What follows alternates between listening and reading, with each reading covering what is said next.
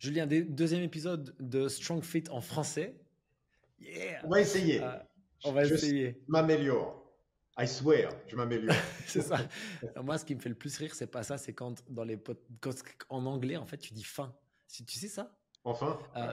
Ouais, quand tu dis un truc que tu dis et puis tu veux te corriger, donc tu dis le truc et puis tu fais fin et tu passes à la suite. Ça, c'est vraiment un truc français, tu vois. Ça, c'est vraiment super marrant que ce soit resté. Je suis plus français, mais je suis quand même français. Ouais, c'est ça. On va couper en deux parties. Donc, on va d'abord parler un peu de technique, de coaching, etc. Puis on parlera d'anxiété. Bon, même si tout est quand même toujours un peu interconnected. Et puis, d'abord, il faut qu'on annonce, ça y est, on a des dates et tout. Donc, il y a un premier week-end de séminaire qui va se faire ici à Recan fin mars, un deuxième fin mai. Et toi, tu viens nous rejoindre après le séminaire fin mai, puisque c'est moi qui donne le séminaire, et tu viens donner une Coaches Week. Et ça, c'est cool. Parce que les gens vont pouvoir te rencontrer, passer 4 jours avec toi. Est-ce que tu as des sujets de prédilection dans la Coaches Week ou est-ce que ce sera vraiment à la demande des gens, aux besoins des Non, il y a coachs toujours qui seront là? un peu des deux. On va faire les deux. On va faire ce dont je pense dont les gens ont besoin. Ouais. Et en même temps, ce qu'ils veulent, quoi. Donc, ils vont me dire ce qu'ils veulent et on va aborder ça, mais il y a aussi certaines choses dont ils ont besoin.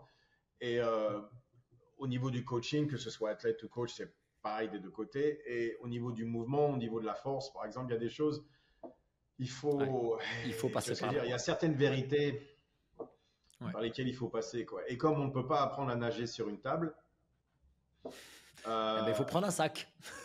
Idriss Aberkan, on ne peut pas apprendre à nager sur une table, il faut faire les choses. Et donc, il y a certains entraînements, il y a certaines choses qu'il va falloir faire. Ok, donc ça m'amène à deux petites remarques. Donc, pour ceux qui veulent participer à la Coaches Week, c'est comme le mentoring programme. Il faut au moins avoir fait le séminaire une fois. Pourquoi? Parce que ça permet d'avoir les bases. Ça permet de parler la même langue. Si on parle de torque, si on parle de pyramide S, voilà, il faut que tout ça soit inclus. C'est pour ça qu'on pousse vraiment. De manière à ce que je puisse aller du côté pratique, parce que sinon, on reste sur la théorie et il y a moins besoin de moi pour ça, quoi, quand même. C'est ça. Et du coup, rien à voir, mais comment c'est possible que tu n'aies jamais collaboré avec Idriss? T'en parles depuis tellement longtemps. Ça a été tellement cool, ça. J'adore. Ah, franchement. Parce que Pierre Dufresne, qui est un copain, là, il le connaît bien, apparemment, Idriss. Donc, il faudrait qu'on fasse quelque chose pour que vous vous rencontriez. Mais oui, vraiment. Non, c'est un ami et tout. Pierre, tu m'as jamais dit. Enculé, va. Donc, je vais laisser un message à Pierre et je vais lui dire. En France, je voudrais vraiment, vraiment, vraiment beaucoup rencontrer Idriss Aberkan. Ça me ferait. Je pense qu'il y aurait une belle conversation entre vous deux. Hein. Et s'il écoute ça, Idriss, 24B 1551 à 1375. Tu sauras de quoi je parle. Ouais, et moi je m'en rappelle, alors je me rappelais pas du chiffre, mais je me rappelais de la séquence, mais bien joué, bien joué. 24 heures chrono pour commencer, ça je m'en rappelle. N'est-ce pas?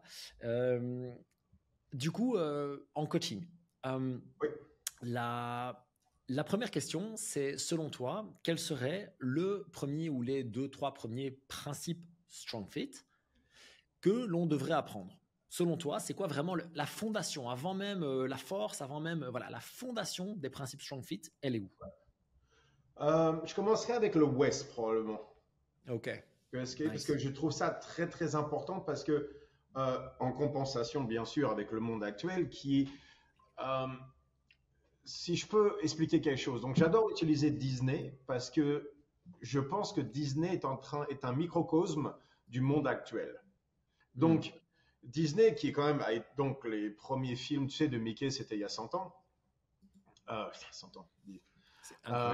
D'animation et tout ça. Donc, Disney a créé cet univers-là. Il n'y avait rien avant eux, vraiment. Et si tu regardes à l'heure actuelle, Disney va être acheté par Apple ou un truc comme ça parce que ils ont perdu 56% de la valeur de leur stock, un truc comme ça. Ouais, ils ont monté pendant la pandémie, mais après ils sont plus capables de faire un film. Pourquoi? Parce que les financiers sont en contrôle de la compagnie, mais aussi en contrôle des artistes. Alors qu'avant, il y avait toujours on voit ça dans toutes les cultures où tu vois ça avec la bourgeoisie française, par exemple dans la Révolution, tu vois ça au niveau du Japon. Tu sais, quand ils ont viré les samouraïs, c'était la bourgeoisie, donc les marchands, les marchands qui sont entrés, qui voulaient prendre le contrôle. Donc c'est exactement ça qui est arrivé à Disney, dans le sens que les financiers sont arrivés et maintenant ont le contrôle, les créateurs, et bien sûr ça ne marche pas pour des raisons évidentes. c'est la même chose au niveau du fitness industry. On est en train d'être contrôlé par les physios, les kinés. Ok, Et, explique. et les kinés sont arrivés. Les kinés, leur spécialité, c'est l'anatomie. L'anatomie n'est pas le mouvement.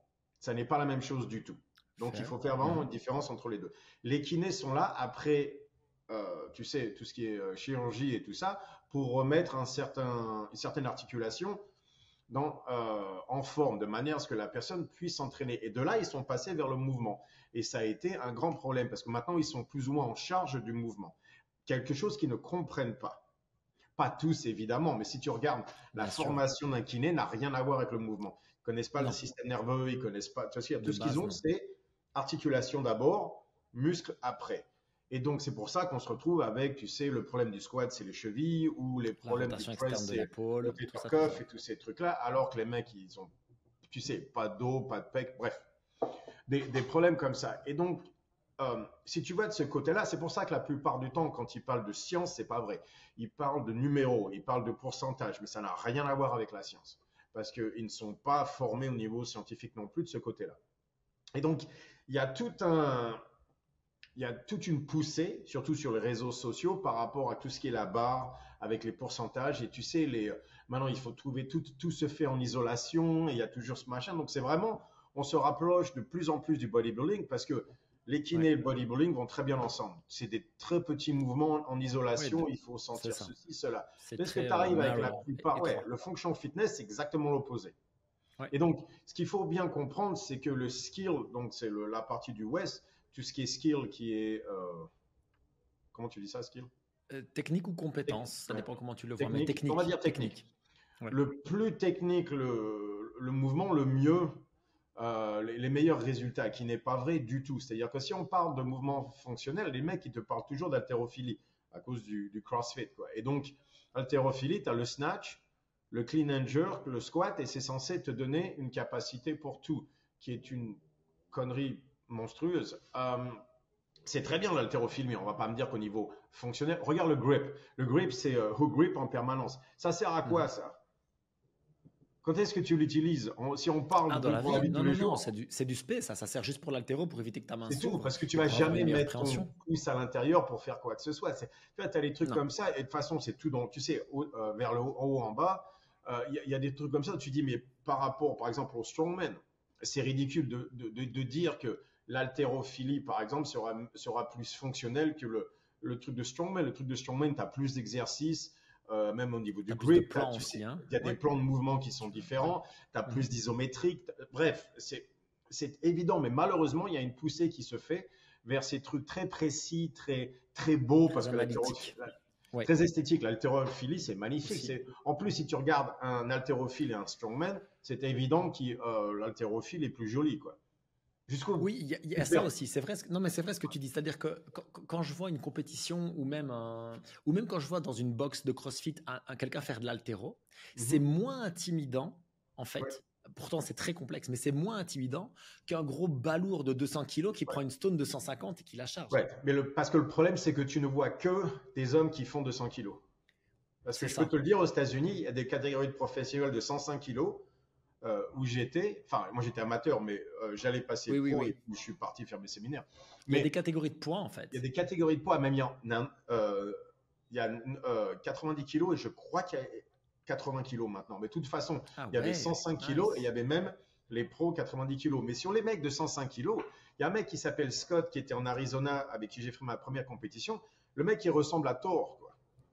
Tu vois ce que je veux dire? C'est vraiment, il était 105 kilos, mais il avait le six-pack. Le mec, il ressemblait à un dieu grec, quoi. Et il était fort, cet enculé, putain. Mais le mec, c'était vraiment, tu sais, si tu le vois, tu te dirais, oh, mon Dieu. Et pourtant, c'était un strongman, c'était pas un haltérophile. Et crois-moi, si on montrait ces gens-là, tout le monde voudrait ressembler à Scott et pas nécessairement. Tu vois ce que je veux dire? Parce que regarde les super lourds en haltérophilie, leur snatch est magnifique, mais enfin, c'est pas exactement des modèles. Les gens veulent ressembler. Non, c'est sûr, c'est sûr. Donc, c'est ça le problème, c'est qu'il y a tout un côté faux par rapport à ça qu'on est en train de pousser. Et c'est vrai qu'avec la barre, il y a moyen de rajouter 1 kilo de chaque côté. Au niveau de la convenience, Oui, praticité, ça se dit pas, ça se traduit pas Au niveau bien. de la Le fait que ce soit praticité, c'est pratique. vrai que la barre, c'est beaucoup plus facile. En parlant de ça, tu as Ouais. une barre, tu peux faire tous les exercices. Sur main, il va falloir une sled, tu sais, la corde, les sacs de sable, les C'est machins, clair. les Avec trucs. une barre à la maison, tu fais de l'haltéro, alors que le strongman, franchement, c'est plus compliqué. Il faut Non, puis être en honnête. plus, Hein. le strongman, faut amener les trucs tu vois ce que je veux dire? Essayer de bouger les C'est sandbags, tu vois ce que je veux fatigant. dire? Si tu as un sandbag de 100 kilos à la gym, il faut le bouger en permanence pour faire quelque chose. C'est vrai que on va faire ça avec la barre au lieu parce que c'est quand même beaucoup plus facile à C'est sûr. bouger que ce putain de sandbag de 100 kilos. Donc, 120 maintenant pour moi. Donc, on s'amuse, tu vois ce que je veux Nice. dire? Donc, c'est Donc vrai. ta réponse, donc ta réponse, c'est de dire en fait, on peut atteindre des résultats supérieurs avec des choses plus simples. Oui, exactement. Et c'était ça l'idée du West. Du C'était West. surtout, enfin, de ce côté-là, c'est qu'il y a moyen d'achever, je pense, les meilleurs résultats possibles avec des trucs moins techniques. Je vais donner un exemple particulier. Donc, Martin Licis, qui était l'homme le plus fort du monde en 2019, c'est un ami à moi, on s'est entraîné. À l'époque, on faisait des compétitions à 105 kilos. Puis un an après, il pesait 130. Un autre problème. Bref. Ok. Ça doit être la créatine, Julien. Beaucoup de créatine, ouais, mais aussi des protéines powder, faut pas oublier. Bref. Et donc, il a dû s'arrêter l'an dernier, sa carrière de strongman, parce que sa hanche à gauche était éclatée. Et donc, il était tellement de douleur. En parlant de ça, un an avant, il y avait un kiné très connu sur Instagram qui s'occupe beaucoup des squats, qui avait dit, oh, regardez, on va fixer le squat de l'homme le plus fort du monde et sa hanche et tout ça. Un an après, la hanche est cassée, le mec, il est fini, quoi. Donc, il s'arrête. Pendant cette année-là, il a fait du jiu-jitsu. Ok. Et donc, il vient juste de dire que le jiu-jitsu a fait une rehab sur sa hanche qui était meilleure que quoi que ce soit qu'il ait fait. Et il revient pour la prochaine compétition maintenant. Ça lui a permis de revenir. Sérieux? Excellent. Tu sais pourquoi? Parce que le jiu-jitsu, tu bouges c'est un côté fonctionnel. Il allait explorer d'autres amplitudes. Ouais, ok. Tu peux pas penser au jiu-jitsu. Tu n'as pas le temps de faire, il faut faire ça, il faut faire ça. C'est ça les kinés. Ils t'arrivent en disant c'est la tête qui contrôle le mouvement, qui n'est pas vrai du tout. Les gens pensent que les muscles, c'est simplement, tu sais, un truc et c'est la tête qui décide. Alors qu'en vérité, ça n'est pas vrai. C'est beaucoup plus complexe que ça, quoi. Donc, tu peux prendre 2 minutes pour expliquer ça? Pourquoi est-ce que c'est pas la tête qui décide? Donc, pourquoi c'est pas seulement la tête qui décide? Ouais, ce qu'on pense à la tête, en vérité, c'est on pense au niveau conscient. Je veux. Le problème avec ça, c'est que je veux est une intelligence de société dans ce sens-là. Donc, il faut bien comprendre l'évolution. L'évolution n'est pas... Chaque espèce ne commence pas à zéro. Chaque espèce se construit sur ce qui s'est fait précédemment. Avant. Donc, on a commencé tous comme des champignons, quoi. Fungus. Donc, on a commencé avec ça. La première intelligence était un champignon qui était, en vérité, des arbres beaucoup plus grands qu'on a à l'heure actuelle et tout ça. C'était il y a 800 millions d'années. C'était vraiment la première intelligence. Et il y a une intelligence de pattern au niveau des fungus, des champignons. Si les gens ne veulent pas me croire, il suffit simplement de regarder le métro de Tokyo. Le métro de Tokyo avec un fungus où on avait mis du oatmeal et il a créé tout un système de réseau entre les points de nourriture qui donnait une méthode de communication supérieure au réseau de métro de Tokyo qu'on avait fait par ordinateur. Donc, il y a une intelligence de pattern de ce côté-là. Et au fur et à mesure, sur l'évolution, on s'est retrouvé avec tout ce qui est l'espèce, les mammifères. Mammifères, pardon. Je parle en anglais un peu. Bref, mammifères. Ouais. Et donc, les mammifères, c'est une intelligence de société. C'est-à-dire qu'il faut se mettre en tribu. Et donc, maintenant que tu es en tribu, tu as un problème. C'est-à-dire qu'un serpent, c'est simple. Tu rentres dans sa bulle, il mord. C'est facile. Dès qu'on commence en tribu, maintenant, c'est OK. Donc, celui-là, il est copain ou pas? Il est copain à ce moment-là, à ce moment donné-là, mais pas forcément tout le temps. Est-ce que s'il reste une compétition par rapport à certaines choses ou pas? Donc, ça devient très, très complexe au niveau des interactions avec tout ça. Donc, il y a une intelligence qui s'est développée par rapport à ça de manière à nous donner une certaine subtilité par rapport à tout ce qui est comportement. Et donc ça, on va sur tout ce qui est polyvagal theory et tous ces trucs-là. Donc, c'est le nerf vagal, ventral qui s'est développé. Bref, il y a un nombre de choses par rapport à ça. Mais si on voit comment ça marche vraiment, le système nerveux a des hiérarchies. Donc, il y a 8 hiérarchies et tout ça. Et le niveau conscient se fait aux hiérarchies 6, 7 et 8. Avant ça, ce sont plutôt du côté inconscient. Et ce qu'on voit, c'est que donc il y a une intelligence de pattern jusqu'à que l'être conscient commence à prendre le contrôle des choses. C'est-à-dire que le corps va essayer de résoudre les problèmes avec simplement le côté inconscient de pattern. Parce que par exemple, le cœur doit battre plus vite, plus doucement. Tu n'as pas le temps de penser à ça. Tu peux pas le contrôler toi-même. Ouais, c'est donc ça. c'est ton corps qui le fait lui-même. Et le corps le fait par rapport au pattern, évidemment, et par rapport, il n'est pas réactif, il est prédictif. Parce que sinon, tu ne pourrais pas te lever sans t'effondrer. C'est-à-dire qu'au moment où tu te lèves, le cœur doit bien comprendre qu'il y a une pression sanguine qui doit s'établir et des choses comme ça. Donc tout se fait au niveau inconscient. C'est pas inconscient, simplement c'est ça le problème, c'est qu'on a commencé à parler de conscient-inconscient qui n'est pas vrai. Il y a un système de pattern et il y a un système d'intelligence de société, quoi. Et donc l'intelligence société commence à prendre, on le voit bien sur les réseaux du cerveau 6, 7 et 8, quoi. Et donc, tu arrives dans le default mode network, les choses comme ça. C'est le 7, hein, ça. Et donc, comme c'est une intelligence de société, c'est une intelligence comparative. Forcément. Tu vois ce que je veux dire? Ça marche comme parce que c'est se comparer à l'autre individu, donc permanence. C'est ça que tu disais, en permanence. Oui. Okay. Donc, c'est une intelligence comparative. Donc, si tu reviens, dès que tu commences à aller vers la tête qui te dit on va faire ça, tout de suite, on va faire ça par rapport à ce qu'un autre fait. Par exemple, tu fais de l'isolation et tu fais des triceps ou un truc comme ça, press down à la gym et tout ça, à chaque fois dans ta tête, tu vas penser à ce bodybuilder qui le fait ou l'autre personne, ou comment tu as dit de le faire. Ça ne sera jamais basé sur toi, ça sera toujours basé sur quelqu'un d'autre. Jusqu'à que tu deviens tellement bon à l'exercice que tu n'as plus besoin de penser et à ce moment-là, tu le fais toi-même et tu ressens bien sûr le mouvement beaucoup mieux. Tu deviens bien meilleur parce que tu es passé du côté intelligence de pattern n'est pas intelligence sociale, mais pour ça, il faut d'abord devenir bon. Ouais.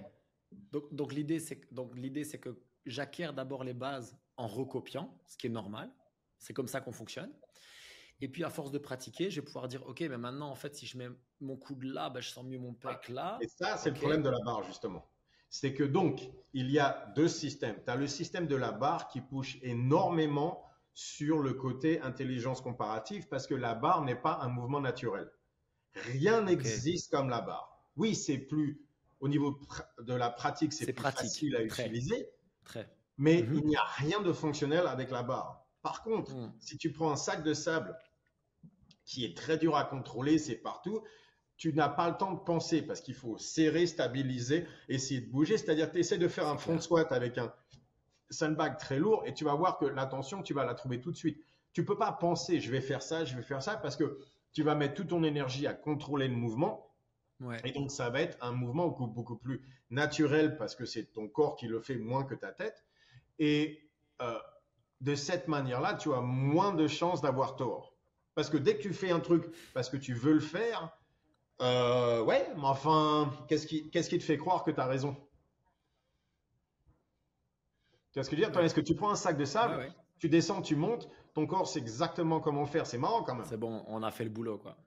Et tu le sais tout de suite parce que ton corps, tu dis, dès que tu n'es pas dans la bonne position, boum, le sandbag tombe. Donc tout de suite, tu t'adaptes directement, mais sans penser. Tu le fais toi-même. Donc c'est ton corps qui bouge le sandbag au lieu de ton coach qui fait le mouvement. Parce que quand tu fais un bench press et tu suis la technique de X ou machin, tu fais leur mouvement, pas le tien. Ce qui est nécessaire avec la barre au départ, mais avec un sandbag, il y a beaucoup moins besoin de ça, quoi. Donc en vérité, le sandbag est ton coach directement. Avec le sled aussi, je trouve c'est pareil. Oui, pareil. Parce que avec le sled, parce que c'est un mouvement naturel. Ouais, c'est ça. Tu dis à quelqu'un, tu dis penche-toi, pousse. Ouais. Et en fait, tout de suite, il trouve comment faire. Il trouve comment faire et tout ça. Donc, c'est ça. Il y a un problème, c'est que tu n'as plus besoin des coachs pour faire un sled. Enfin, oui, ils pensent ça. Donc, bien sûr, au niveau au niveau monétaire, c'est pas. Déjà, ça commence à te placer différemment. Mais tu vois bien qu'il y a tout un système donc je veux pas dire parasitaire, mais enfin, non, pas parasitaire, mais bref, il y a tout un système en place qui a besoin de certaines choses pour pouvoir grandir, qui n'a aucun intérêt à utiliser un sandbag, quoi. Oui, c'est sûr, mais ça, on peut en parler, c'est commercial. C'est-à-dire que si je prends quelqu'un et que je dois lui apprendre le snatch et que ça me prend 3 ans, forcément, il va être plus enclin à me payer pendant 3 ans que si je lui dis prends le sac, marche avec, et qu'après une semaine, il a compris comment faire et qu'il pense, tort certes, qu'il peut le refaire. Il a tort, mais enfin bref, oui. Mais la Et perception, donc, c'est celle-là. ouais. Ouais. Et une barre, tu peux commencer avec un PVC s'ils ne peuvent pas le faire. Et donc, il y a tout un système qui s'est créé autour de certaines notions, mais je vois très peu de gens qui ont posé la question pour savoir si la notion originelle était correcte. Ok. Donc on en Glassman a revient, commencé avec Olympic Weightlifting, tu sais pourquoi? Parce qu'il avait $5 000 pour construire sa gym. et qu'avec Donc ça, il tu a, peux pas. Vas-y. donc il a pris une barre. Il a pris une barre, Ouais. made ball, 3 trucs, allez hop, on va créer des workouts par rapport à ça. Hmm.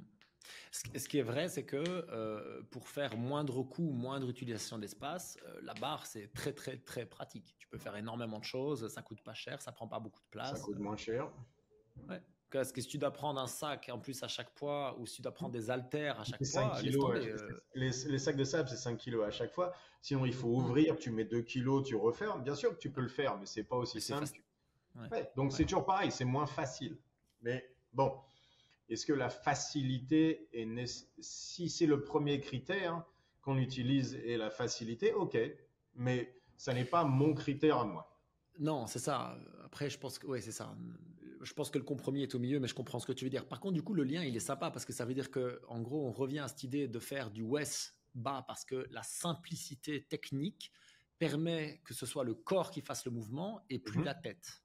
Oui, Donc exactement. ça, c'est une des choses dont on parle dans le West que j'aborderai en long et en large dans le séminaire, où en fait, l'idée, c'est que donc, le fait de retirer la charge sur la colonne, de retirer l'excentrique et surtout le skill, ça permet non seulement la prévention des blessures, mais ça permet aussi de débrancher. Oui. Et ça, c'est cool. Ça enlève le côté abstrait de l'exercice.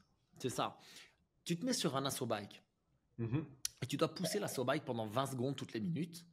Il n'y a pas besoin de réfléchir. Non, Just do y a it. pas moyen, Et tu vas mourir et tu vas créer des adaptations. Ouais. Et c'est cool en fait. Alors que si je te dis la même chose avec des snatchs, tu vas pas du tout créer la même adaptation. Le snatch peut être utile, mais pas aussi non, simplement, tu vas pas péter un aussi plomb. vite. Si tu essaies d'achever une condition physique avec une technique parfaite sur un mouvement aussi complexe que le snatch, quelque chose quelque part doit lâcher et ça va pas être ton corps, quoi. Puis l'anxiété que tu vas prendre avec ça, je vais te dire, parce que chaque répétition est un échec. Dès que tu viens un peu fatigué, chaque répétition est un échec. Vous n'en avez pas marre tous d'échouer à chaque fois? Sérieusement, quoi. Ça devient pas gonflant à la fin d'échouer 80% du temps? Est-ce que tu penses que c'est la perception que les crossfitters ont de leur entraînement? Ah ouais. Ben, non. CrossFit, tous les workouts vont à l'échec. Ouais, une majorité, ouais. Greg Glassman te disait que quand tu fais Grace, tu arrives à 28 et tu as une crise cardiaque. Ok, donc tu dois choisir la charge et c'est mettre quoi la la bonne vitesse victoire? pour pouvoir faire ça. Grace. Ouais. Où est la victoire dans Grace? Certains te diront d'aller plus vite que la fois précédente. Ok, donc c'est quoi la prochaine victoire? D'aller plus vite que la fois précédente. C'est quoi la prochaine? Il y a un moment où ça s'arrête. Ouais. Tu vois ce que je veux dire? Donc, si tu vois, c'est pareil avec les poids, il y a toujours un moment donné où tu es coincé. Oui, mais donc tu as trouvé ton maximum et tout ça. Tu vois ce que je veux dire? Il y a tout un truc par rapport à ça. Tandis que CrossFit, regarde ce qui se passe, c'est 30 minutes maintenant. Tu vois, parce que le problème du volume, c'est l'idée que la réussite, c'est plus. Ouais. Donc, si tu vas à Grace de plus en plus rapide, c'est le CrossFit. Mais si tu regardes bien, c'est pas ça qui s'est passé. Maintenant, ce qu'ils ont fait, c'est la réussite, c'est Grace plus lourd. Ouais, et moins vite. plus lourd. Et plus lourd. Ouais. Double Grace. Ou maintenant, donc c'est ça le problème du volume, c'est qu'il n'y a qu'une réussite possible dans le volume, c'est de faire plus. Donc tu ne peux jamais gagner. Oui, c'est ça. En fait, c'est never enough. C'est jamais suffisant, en fait. C'est ce que je veux dire. Mais bon, la force aussi, on le fait, mais c'est le truc avec les crossfitters, c'est que au moins avec la force, tu sais, tu as 200 kilos, tu passes à 210, tu es plus fort, tu sais ce qui se passe, des trucs comme ça. Maintenant, on n'utilise plus les Grace et tout ça pour CrossFit, simplement c'est des workouts que tu fais comme ça. Ok, donc si tu as un workout, tu ne sais pas, on l'a fait il y a un an et maintenant on recommence. La victoire, c'est quoi? Donc si je te fais faire un workout de CrossFit maintenant, on fait 5 rounds et je vais mettre des mouvements ensemble. La victoire, c'est quoi? Terminer les 5 rounds? Ouais, Il y c'est a un ça. temps en dessous, tu vois C'est ce que je très veux dire, là? intéressant. Ouais. On a eu une grosse discussion avec les coachs ici la semaine dernière là-dessus, justement où j'expliquais que notre but c'était de créer des victoires, mais ça veut dire qu'il faut la définir la victoire. C'est très important en Exactement. fait. Donc est-ce que la Exactement. victoire c'est d'avoir pris 5 kilos plus lourd? Est-ce que la victoire c'est d'avoir senti que tu étais stable sur tes réceptions? Est-ce que whatever? Mais il faut créer une contrainte en fait. On a besoin d'une contrainte qui devient finalement ça, c'est ta victoire. Dire ok, on va faire Tu peux la 100 pompes définir. for time. Le time Exactement. va pas être ta victoire. Le time, ça va être est-ce que tu peux faire 100 pompes avec tes pecs et pas avec tes traps. Ouais. Par exemple, mais il y a besoin de définir la victoire, parce que sinon, il n'y a pas Ouais, moyen. Et ouais, ça, malheureusement, ça devient de plus en plus compliqué. Tandis qu'avec la force, c'est simple, c'est un numéro, quoi. Il y a des problèmes avec ça aussi, parce que tu vois bien le côté obsessif qui se développe et tout ça, mais oui. au moins, donc il y a des moyens, mais il y a des moyens de faire ça. Par exemple, tu deviens plus fort et le squat ou le deadlift est un test, c'est tout. Et donc tu vois bien que ton entraînement se passe bien si le squat, à chaque fois que tu le testes, continue à monter. Tu vois ce que je veux dire? Ce test-là pour savoir si tu es meilleur ou pas, on a commencé à l'enlever de CrossFit de plus en plus parce que les gens n'ont pas envie de voir s'ils sont mieux ou Plus fit pire, ou quoi. pas. Tu vois ce que je veux dire? Ouais. Ouais, alors que c'est capital, quoi. C'est capital de mettre Donc, dans tu peux votre jamais programmation gagner. de CrossFit Si des tu peux tests. jamais gagner, tu es toujours en train de perdre. Ok, alors, donc, on est d'accord, il faut mettre des tests. Maintenant, Mhm. c'est quoi le problème avec le fait de perdre tout le temps? Ben, c'est une question. Donc, donc, on n'apprend pas à nager sur une table. C'est-à-dire que le corps n'apprend qu'avec les conséquences. C'est tout. C'est la seule manière pour que le système puisse apprendre quelque chose, c'est les conséquences.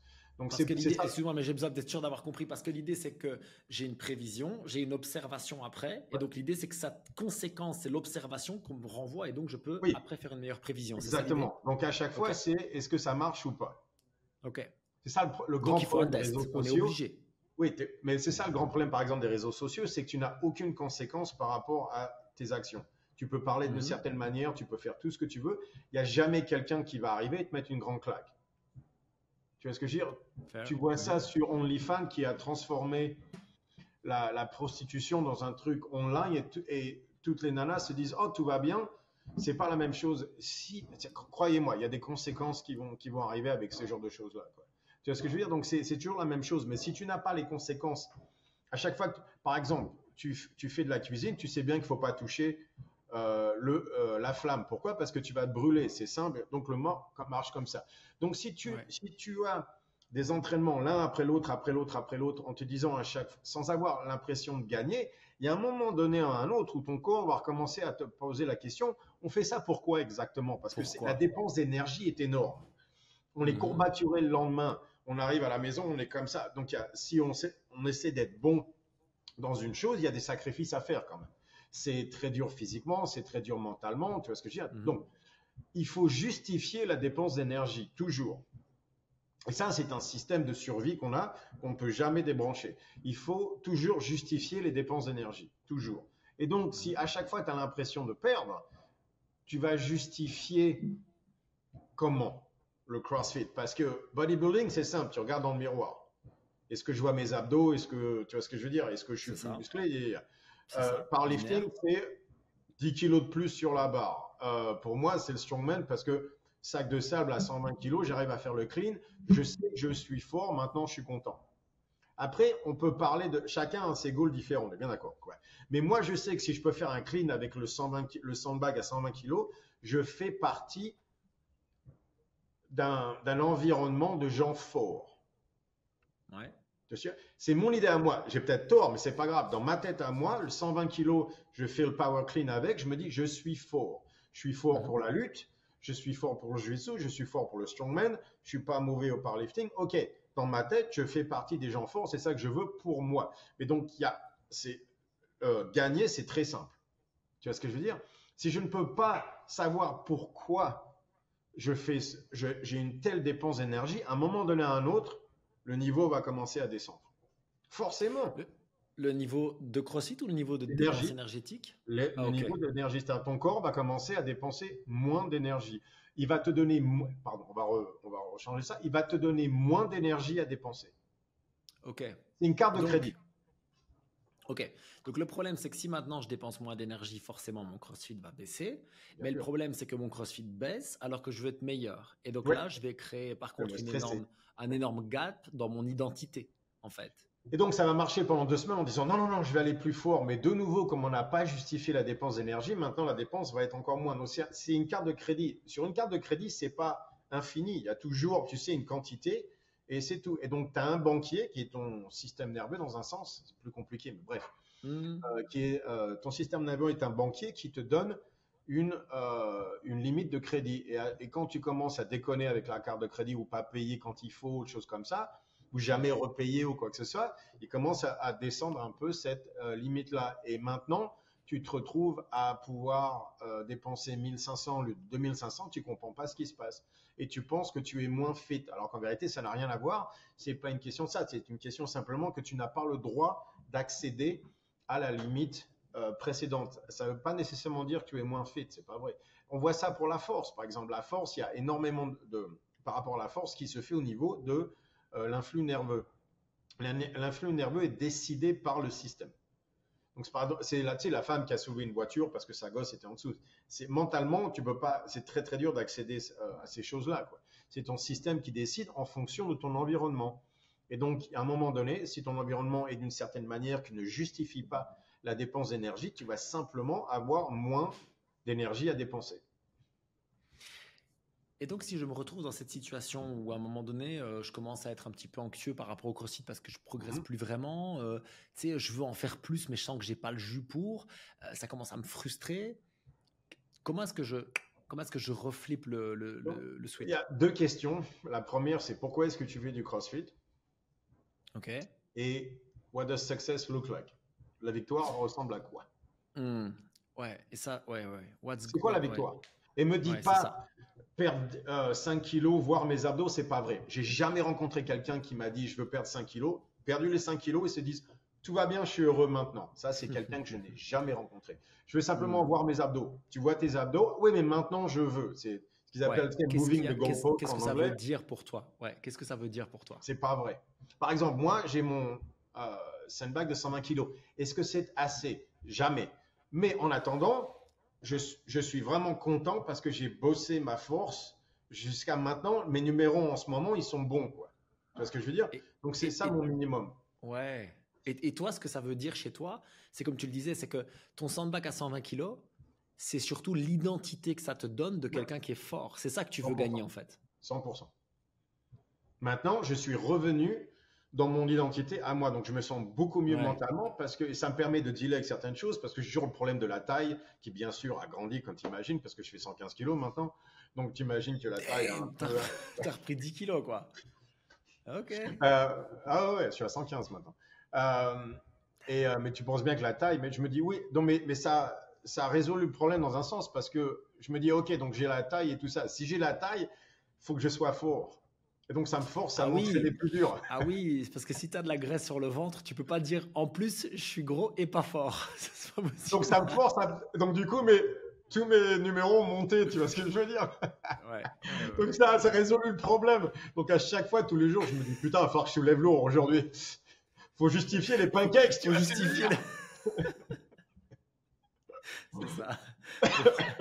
Ça a marché. Figure-toi, c'est un truc, j'ai anecdote personnelle là-dessus. Quand j'étais plus jeune, une grosse partie de mon identité, c'était d'être bon au basket, c'était de basketteur, tu vois. Et j'ai eu des problèmes de santé, machin et tout. J'ai arrêté à un moment donné. Et tu sais que pendant des années, ça m'a Mhm. poursuivi. C'est-à-dire que j'en Ouais. rêvais la nuit et tout. Ouais, ouais. Fuck, je me dis, putain. Et là, en fait, j'ai recommencé il y a 2 ans. Et Tu m'as dit. là, maintenant, c'est l'inverse. C'est-à-dire que j'ai fait un peu cette espèce de tour où je me suis dit, OK, maintenant, en fait, mon identité n'est plus là. Ouais. Tu vois? Et du coup, j'arrive à faire la paix, à profiter de jouer et tout, mais aussi avec l'idée d'arrêter, ça me va très bien, en fait. Tu vois? Parce que t'as Et pas je encore pense que par arrêté. On rapport. verra ce qui se passe. Pardon? Parce que t'as pas arrêté. C'est pour ça, on verra ce qui se Ouais, passe. ça, Ouais, on verra. Ouais, ouais, effectivement, on verra. exactement. On verra. Mais peut-être que je vais déplacer l'objectif. Mais l'idée, je suis d'accord avec toi. Et donc, par rapport au Brésil, l'idée, ce serait de dire, en fait, par rapport au Brésil, je lis ton, excuse-moi, par rapport au CrossFit, l'idée serait de dire, ton identité, tu l'as mise dans le CrossFit. Maintenant, c'est pourquoi? Qu'est-ce que ça Mais signifie pour oui, toi? mais C'est ça l'idée? où dans le CrossFit? Aussi, il faut être précis. Donc, si on dit what does success look like? Donc, la Ouais. victoire ressemble Elle à ressemble à quoi? Ouais. quoi? Définis-la. Mais donc, Ouais. on va définir quoi? C'est quoi la victoire? C'est 5 km en dessous de X. C'est un snatch A. C'est Grace en dessous de. Donc, avec le CrossFit, c'est bien parce que tu peux avoir une liste de 15 choses où ce sont les minimums. C'est-à-dire que Mhm. pour que je me sente fit, j'ai besoin de ces minimums-là. OK, donc ça veut dire que ton entraînement ne doit jamais te laisser descendre en dessous de cette limite-là. Ouais. Et C'est intéressant après, ça. on va aller du côté, oui, mais je veux être plus fort, je veux être plus ceci, ou je veux simplement, la plupart des gens, je veux voir mes abdos ou quoi que ce soit. Et donc, il y a Mhm. tout un système en place à prendre en compte en fonction de, OK, donc c'est quoi exactement? Et on ne peut pas me dire simplement, la victoire, c'est être plus fit. Non, ça veut dire quoi ça? Donne-moi Ouais. des numéros, des exercices, Ouais. des capacités techniques, peu importe, mais ça veut dire quoi? Et ça, la plupart des gens ne peuvent jamais me répondre. J'aime bien ton approche dans l'autre sens, de dire non seulement il y a ta victoire, mais il y a aussi ton standard minimum en Des dessous minimums. duquel tu ne veux jamais Donc, ça, descendre, c'est le quoi. côté, c'est what does failure look like? C'est donc l'échec ressemble à Ouais. quoi? Donc, tu as Ok. l'échec d'un côté, la victoire de l'autre. Les deux, et Ouais. c'est quoi? C'est quoi l'échec? C'est quoi la victoire? Donc, pour moi, par exemple, l'échec, c'est simple, c'est d'être en dessous de 120 kilos sur le sandbag, sur certaines choses, tu vois. La victoire, pour moi, ça serait de PR ou quoi que ce soit. On va voir, mais c'est vrai que mon max, c'était le 110 kilos, le sandbag, tu sais, clean and press pour 110 kilos. OK. Nice. Si j'arrive à faire 120, je me dis, alright. Parce que c'était quand même il y a 10 ans. Maintenant, Ouais. 10 ans après, sans drogue, sans rien, j'arrive à dépasser en passant de 40 à 47 pendant 3 ans. C'est pas mal quand même. Tu vois ce que je veux dire? Donc, Ouais. c'est des trucs comme ça. Donc, ça veut dire que ça marche. Et ce qui est important pour moi, c'est-à-dire que ma méthode de travail marche. Oui, c'est ça. Ça valide tout ton système, en fait. C'est ça qui est intéressant. Est très important pour moi. Et donc, personnellement, ça n'a pas besoin d'être vous, on est bien d'accord. Mais pour moi, c'est le côté, tu sais, anxiété, le modèle cognitif. Donc, j'ai toujours besoin de savoir que mon cerveau marche bien. Hmm. Donc, si mon système qui est en place me donne ces idées, je me dis, OK, donc les choses évoluent d'une certaine manière. Ok, donc c'est encore ça. Donc c'est pas seulement être fort, mais c'est valider ton système. Et c'est Ouais, pas valider ton système. En fait, ce qui se passe, c'est que c'est valider ta cognition. ouais. Ouais, c'est intéressant ça. J'ai horreur de ne pas être intelligent. J'aime pas Je ça. comprends. Parce que ça fait partie de ta définition depuis que tu es tout petit. Mais c'est moi, Ouais. c'est moi. Je suis comme ça depuis. Ouais. Depuis que je suis né, quoi. Il y a des gens, ça Ouais. va être du côté social, il y a des gens, ça va être du côté C'est physique. ça. Il y a trois types C'est ça. d'anxiété, c'est très différent. Pour moi, c'est cognitif, 100%. Ok. Tu parles de ça, tu vois. Moi, une de mes baselines que je sais qui me rend dingue, c'est si j'ai mal au dos. Parce que, en fait, j'ai eu mal au dos pendant très longtemps. D'ailleurs, StrongFit a Mhm. largement participé à ma guérison. Et l'idée, c'est que je sais que si à un moment donné j'ai mal au dos, c'est alerte, c'est non, là tu fais quelque chose qui ne va pas. Oui, Donc ton système ne marche pas. Donc, on corrige. oui, À l'inverse, quand je peux déplacer une charge lourde, l'autre jour j'ai fait du deadlift, lourd pour moi, peu importe. Mais en confiance, sans avoir mal, je me dis, OK, là tu es dans le bon. Et oui, ça, c'est cool parce que du coup, je vais pouvoir me dire que la victoire, ça va être de PR mon deadlift. Mais le fail, c'est d'avoir mal au dos.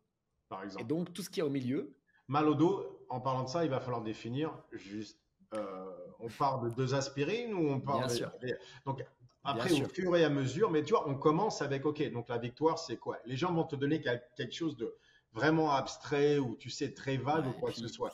Et le plus on arrive à définir l'échec et la victoire, le moins d'anxiété, le mieux on se donne dans l'entraînement et choses comme ça. Et donc, pas. on en revient au problème du CrossFit à faire Mhm. Elisabeth ou non, plutôt, c'est lequel le 30 snatch pour Isabelle. Isabelle. Isabelle, et trucs comme ça, c'est que la victoire, c'est quoi? Parce que c'est un snatch, donc c'est très technique. Est-ce que l'idée, c'est de s'éclater sur Isabelle en gardant la technique parfaite? Euh, Où est la contrainte? ok, donc c'est la technique parfaite d'abord ou la condition physique après?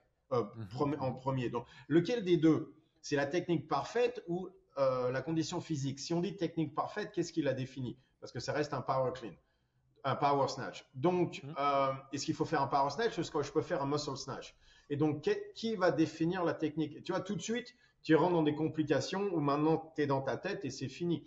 Est-ce que si c'est condition physique, c'est like, OK, donc on va faire ça en -2. Le problème avec Isabelle, c'est que la plupart du temps, tu vas pas arriver à améliorer ton temps, non pas à cause de la condition physique, mais parce que ta technique n'est pas suffisante pour ça. Donc, ça devient un autre exercice. Par contre, si on pouvait faire la même idée, mais avec un exercice qui est beaucoup moins compliqué, on pourrait tester la condition physique et non pas la technique.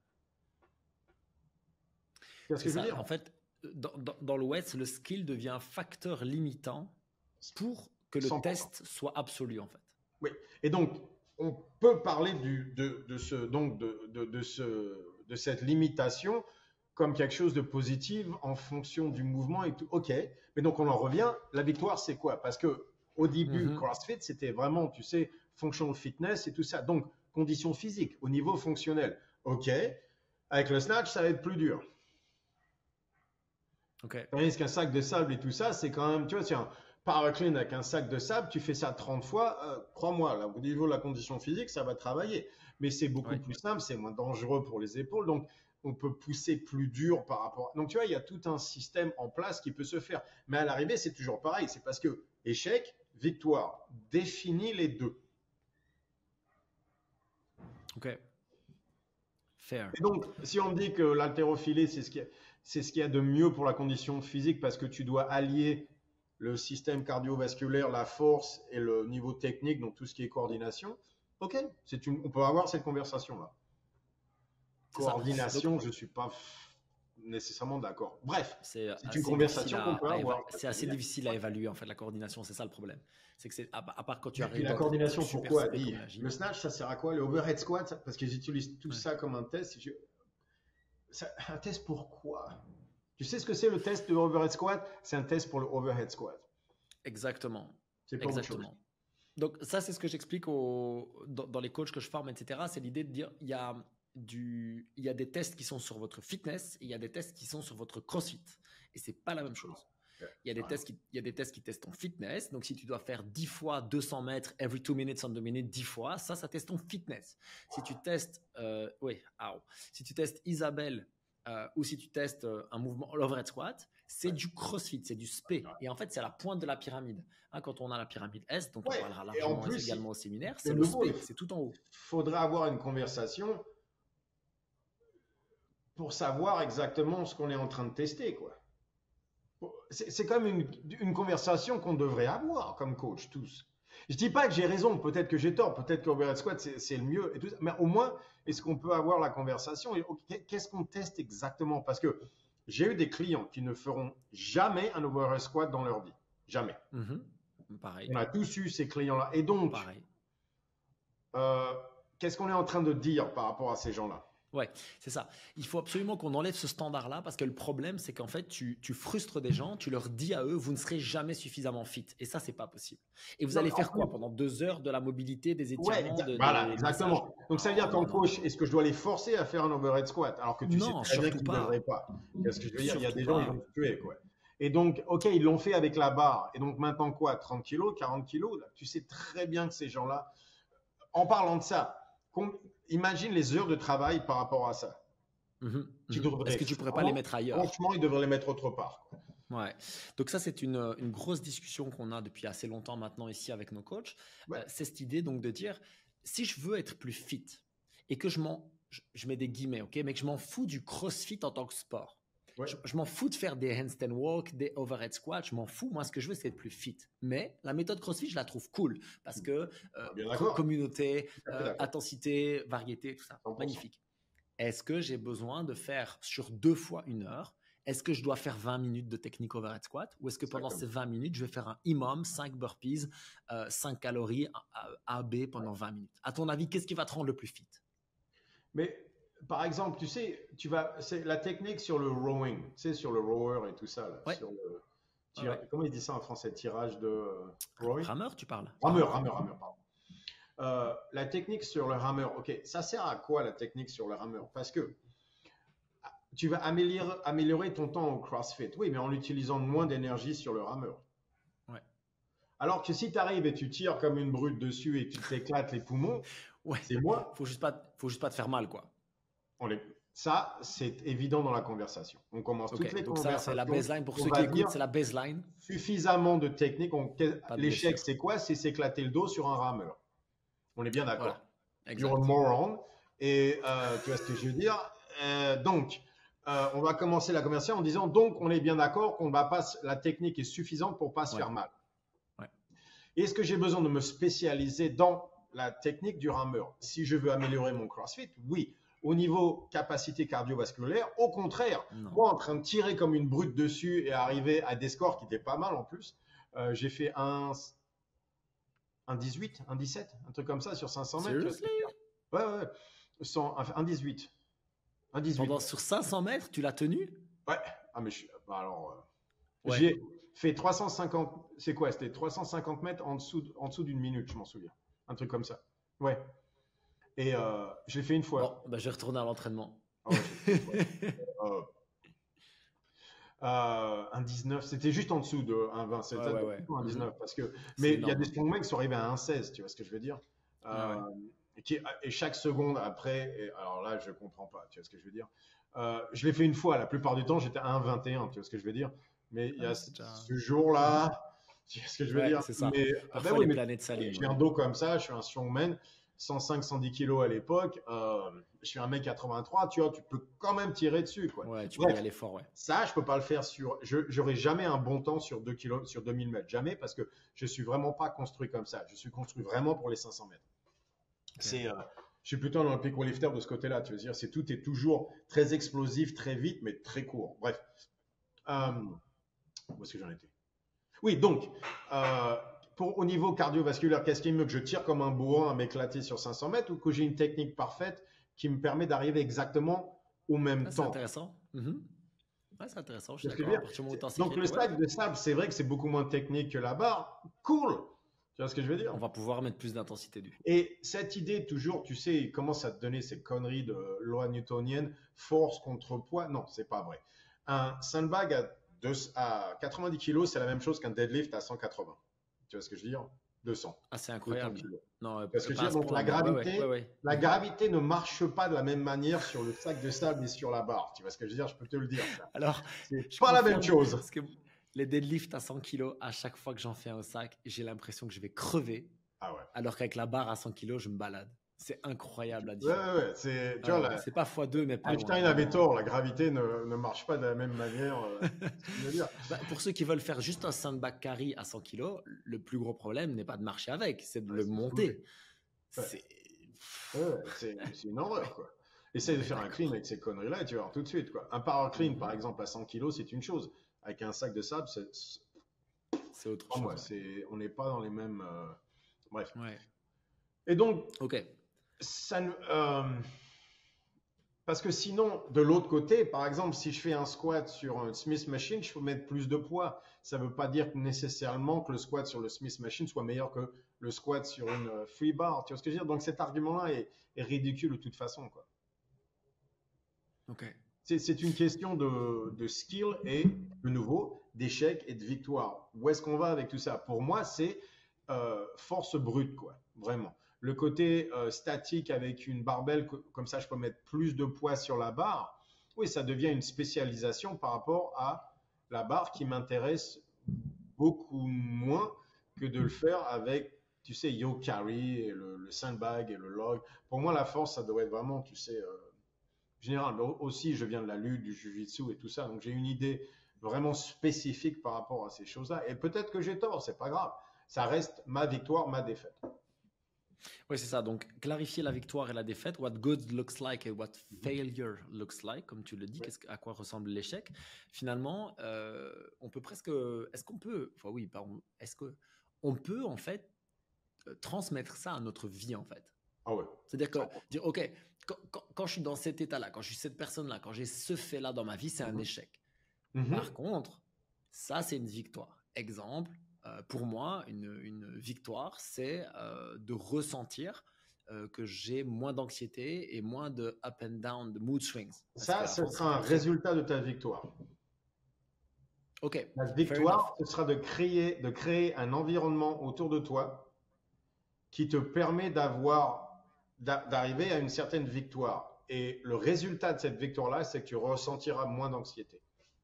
Fair enough. Parce que Et ça, donc, c'est la première étape, c'est reçoivement de l'anxiété. Ok, mais pourquoi est-ce qu'il y a l'anxiété? Parce que dans ton environnement, tu te il y a quelque retrouves chose qui dans crée ça. l'échec. Donc, on va changer l'environnement qui va transformer l'échec en victoire et de là, l'anxiété va descendre. C'est ça le grand problème à l'heure actuelle, parce que je parle beaucoup avec des gens avec l'anxiété, c'est qu'à chaque fois, ils te disent, je ne veux pas me sentir comme ça. On est bien d'accord. Ok. Tu as deux Mais choix. comment? Tu peux soit changer ton environnement de manière à ne pas ressentir ça, ou tu peux changer la façon, tes émotions. Donc, par exemple, la drogue te permet de ne plus ressentir cette chose-là. Ouais. Tu n'as pas résolu le problème, tu n'as pas changé l'environnement, mais tu ne ressens plus cette chose-là. Donc, Oui. les gens peuvent voir ça comme une victoire. Donc, c'est ça le problème à dire, je ne veux pas Avec le sucre. ressentir ça. C'est OK, mais comment est-ce qu'on va en arriver là? Et si on continue à pousser cette argumentation de ce côté-là, on arrive toujours d'abord à la drogue, parce que la drogue, c'est beaucoup plus facile que de changer son environnement. Mais Ok, donc ça, c'est toute il y a la certains discussion qu'on problèmes. a. C'est toute la discussion qu'on a avec le sucre, avec le fixe. Exactement. Donc, c'est l'idée de dire, je suis 16 heures au bureau, j'ai plus envie d'être là, je suis très fâché sur mon boss, whatever, j'ai 15 problèmes. Au lieu de résoudre ces problèmes-là, je vais aller changer à sneakers parce que ça va changer ma perception du problème au lieu Ouais. de régler mon problème. Parce que ça va te donner cette espèce de rush, et donc tout d'un coup, tu te ressens mieux. Oui, mais ça n'a rien à voir avec toi, pardon de le dire, mais ça n'a rien à voir avec toi. Simplement, tu as horreur de ton environnement, ton boulot, ta femme, ton niveau d'exercice, comment tu te vois dans le miroir. Ok, mais on va dire comment on se voit dans le miroir. Donc, je regarde dans le miroir et je n'aime pas ce que je vois. J'ai deux choses. Je peux aller changer mon système d'entraînement ou je peux changer mon miroir. Yes. Tu vois ce que je veux dire? Et évidemment, changer l'environnement coûte beaucoup plus d'énergie, mais est beaucoup plus rentable. Non, mais plus c'est la seule manière de faire les choses. Au niveau C'est la seule qui long fonctionne, run, ouais. au niveau long run, il n'y a Ouais. pas moyen. Sur le long Imagine au terme. niveau sociétaire, même au niveau individuel, au niveau tout ce qui est long terme, il n'y a pas moyen autrement. Et donc tu vois bien beaucoup ça avec l'anxiété. C'est-à-dire que le problème en plus de tout ça, c'est que c'est un système d'objectifs, quoi. Donc ça veut dire que c'est un système réducteur. C'est toujours ça l'objectif, tu sais, c'est un système convergent. Donc c'est un système réducteur. Tu commences à enlever les choses jusqu'à ce que tu te retrouves avec un objectif. Tu vois ce que je veux dire? C'est constraint versus objectif. Si tu commences à dire je ne veux pas me ressentir comme ça, tu vas commencer à enlever les choses. Au lieu de changer les choses, tu vas commencer à enlever les choses. Par exemple, les gens font du CrossFit, ils font beaucoup de progrès. Ok, donc tu arrives 1 an et demi, 2 ans, maintenant, je veux être vraiment bon au CrossFit. Ok, maintenant il y a des sacrifices à faire, quoi. Maintenant, ça va être l'anxiété, il va falloir faire des compétitions. Maintenant, il va falloir vraiment bosser. Et le problème, c'est qu'en vérité, tu n'en as rien à foutre du CrossFit. Tu veux simplement voir tes abdos ou continuer à faire tes posts sur Instagram, avoir plus de followers et tu sais, look hot. Ok, qui n'est pas un problème. Mais tu ne peux pas me dire que si vraiment ce que tu veux faire, c'est look hot et de l'autre côté, tu essayes de forcer ton CrossFit, l'un n'a rien à voir avec l'autre. Donc, tu forces ton CrossFit et tu commences vraiment à te stresser. Maintenant, 1 an après, burn-out. Tu veux dire, tu n'en peux plus parce qu'il n'y a aucune raison de continuer de ce côté-là. Donc, au lieu de résoudre le problème par rapport soit à ton CrossFit, de s'entraîner d'une même manière, quoi que ce soit, qu'est-ce qu'on va faire? On va changer sur une autre discipline plus facile.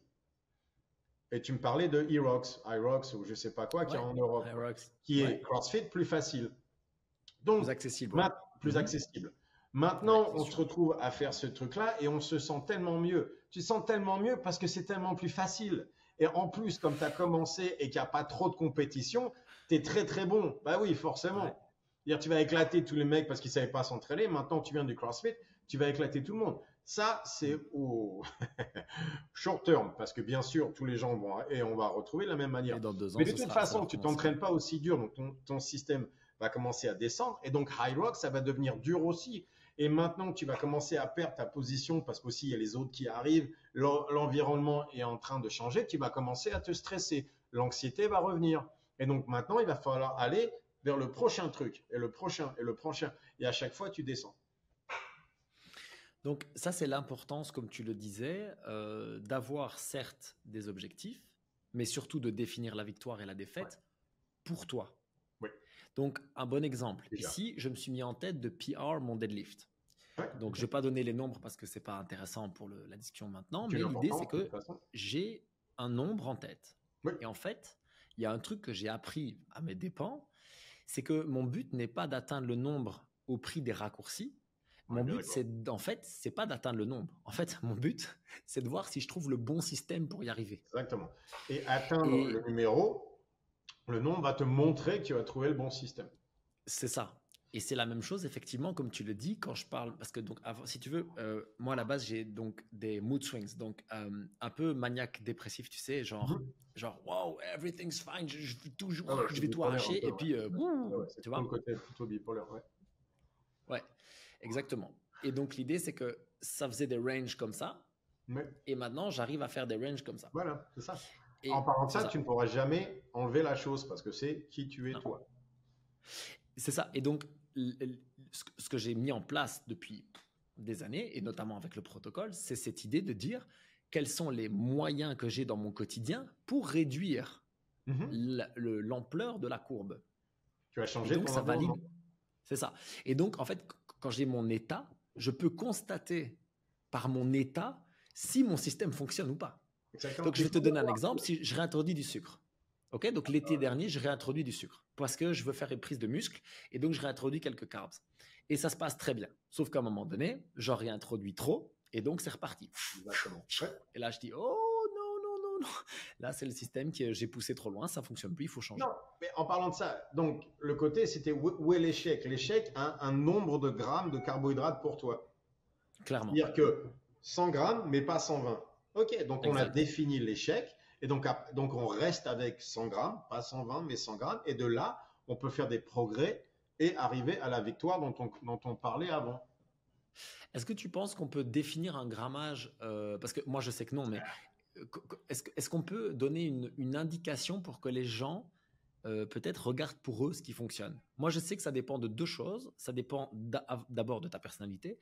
Et la deuxième chose, clairement, de ton activité physique. Un jour où je suis sédentaire, si je mange des carbs, c'est une question, mais c'est une question de, comment ils disent, threshold seuil, un seuil. En français. Ouais. Hein? Un seuil.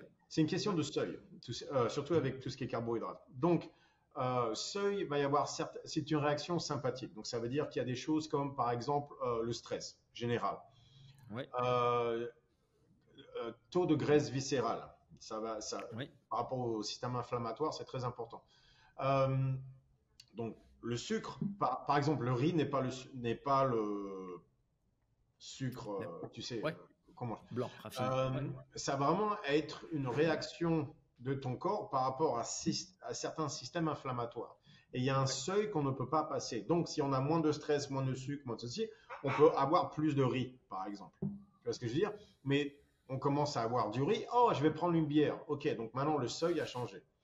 Et je vais prendre un Mars ou un sneaker ou quoi que ce soit.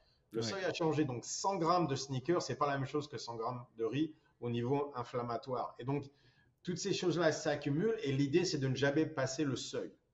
Et donc, la complexité, là où ça devient, c'est de savoir, ok, donc quand j'ai ça avec ça, je peux faire ceci. Mais je peux pas faire avec des trucs comme ça. Donc, moi, par exemple, je peux avoir du riz et des trucs comme ça. On va prendre des sushis de temps en temps. Mais il y a une condition à tout ça, c'est le sucre zéro. Je ne prends même plus de chocolat noir, quoi que ce soit. Maintenant, je suis au sucre zéro. Et de cette manière-là, je peux avoir le café et je peux avoir le riz. Pas de gluten, mais je peux avoir maintenant des sushis. Mais zéro au niveau du sucre. Donc, c'est le trade-off, quoi. Tu vois ce que je veux dire? C'est du sucre. C'est fini pour dans le même pôle, tu vas mettre les sucres, mais aussi ce qui augmente ton inflammation. Donc, si par exemple quelqu'un ne digère pas bien les produits laitiers, ça va aussi jouer. Donc, quelqu'un qui ne digère pas bien les produits laitiers, qui mange des produits laitiers, devrait manger moins de sucre. Ouais. Ok, interesting. En même temps, ça c'est le lien direct entre l'inflammation et l'anxiété dont on parle depuis suffisamment longtemps. Et il y a même toute une relation entre, en vérité, l'inflammation et les systèmes dysregulation. Vas-y, je sais pas si tu arrives à le traduire. Dysregulation. On va essayer. Ouais. Tu sais, c'est quand un système est dérégulé, Oui, c'est ça. dérégulation.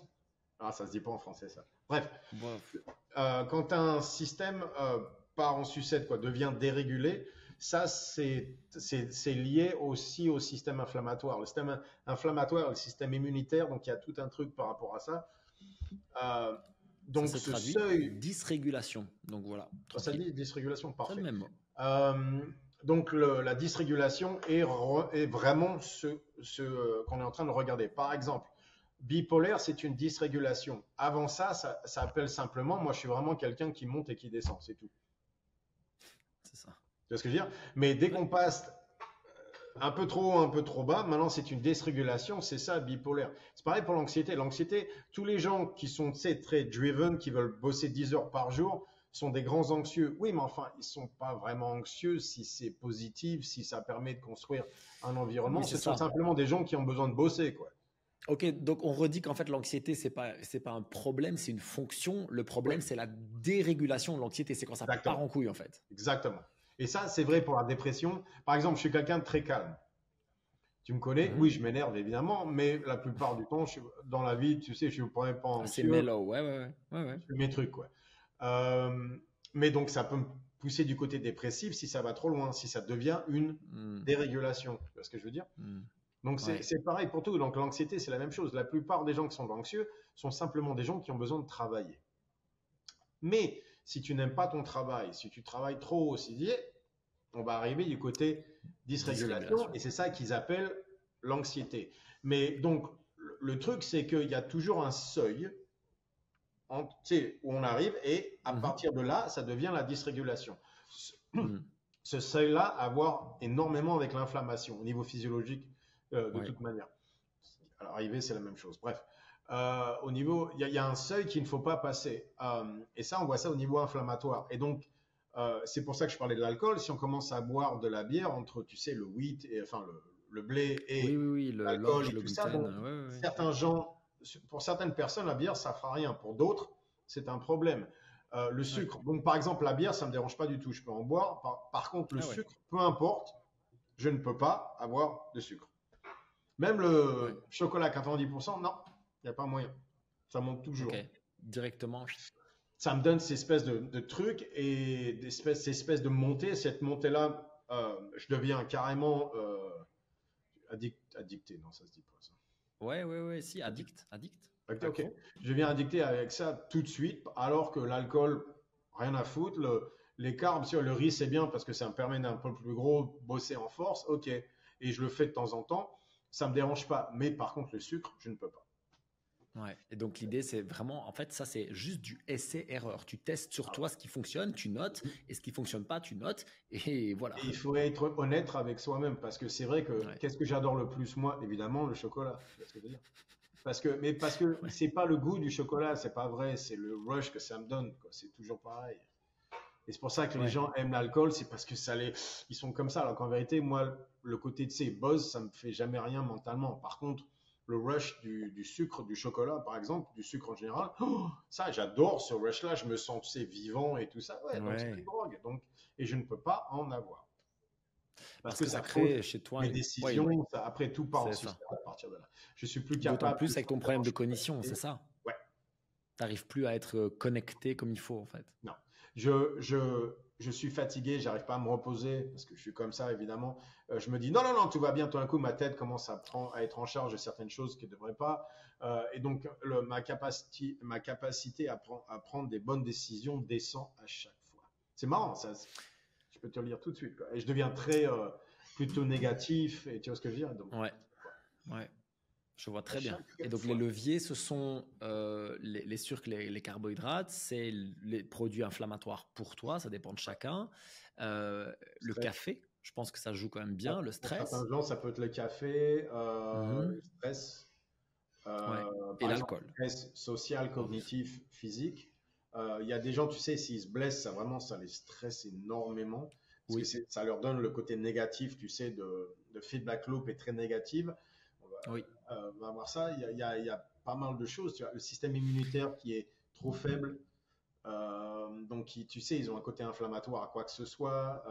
On voit ça sur les tests sur le CRP, tu sais, le C-reactive protein, par exemple. Oui.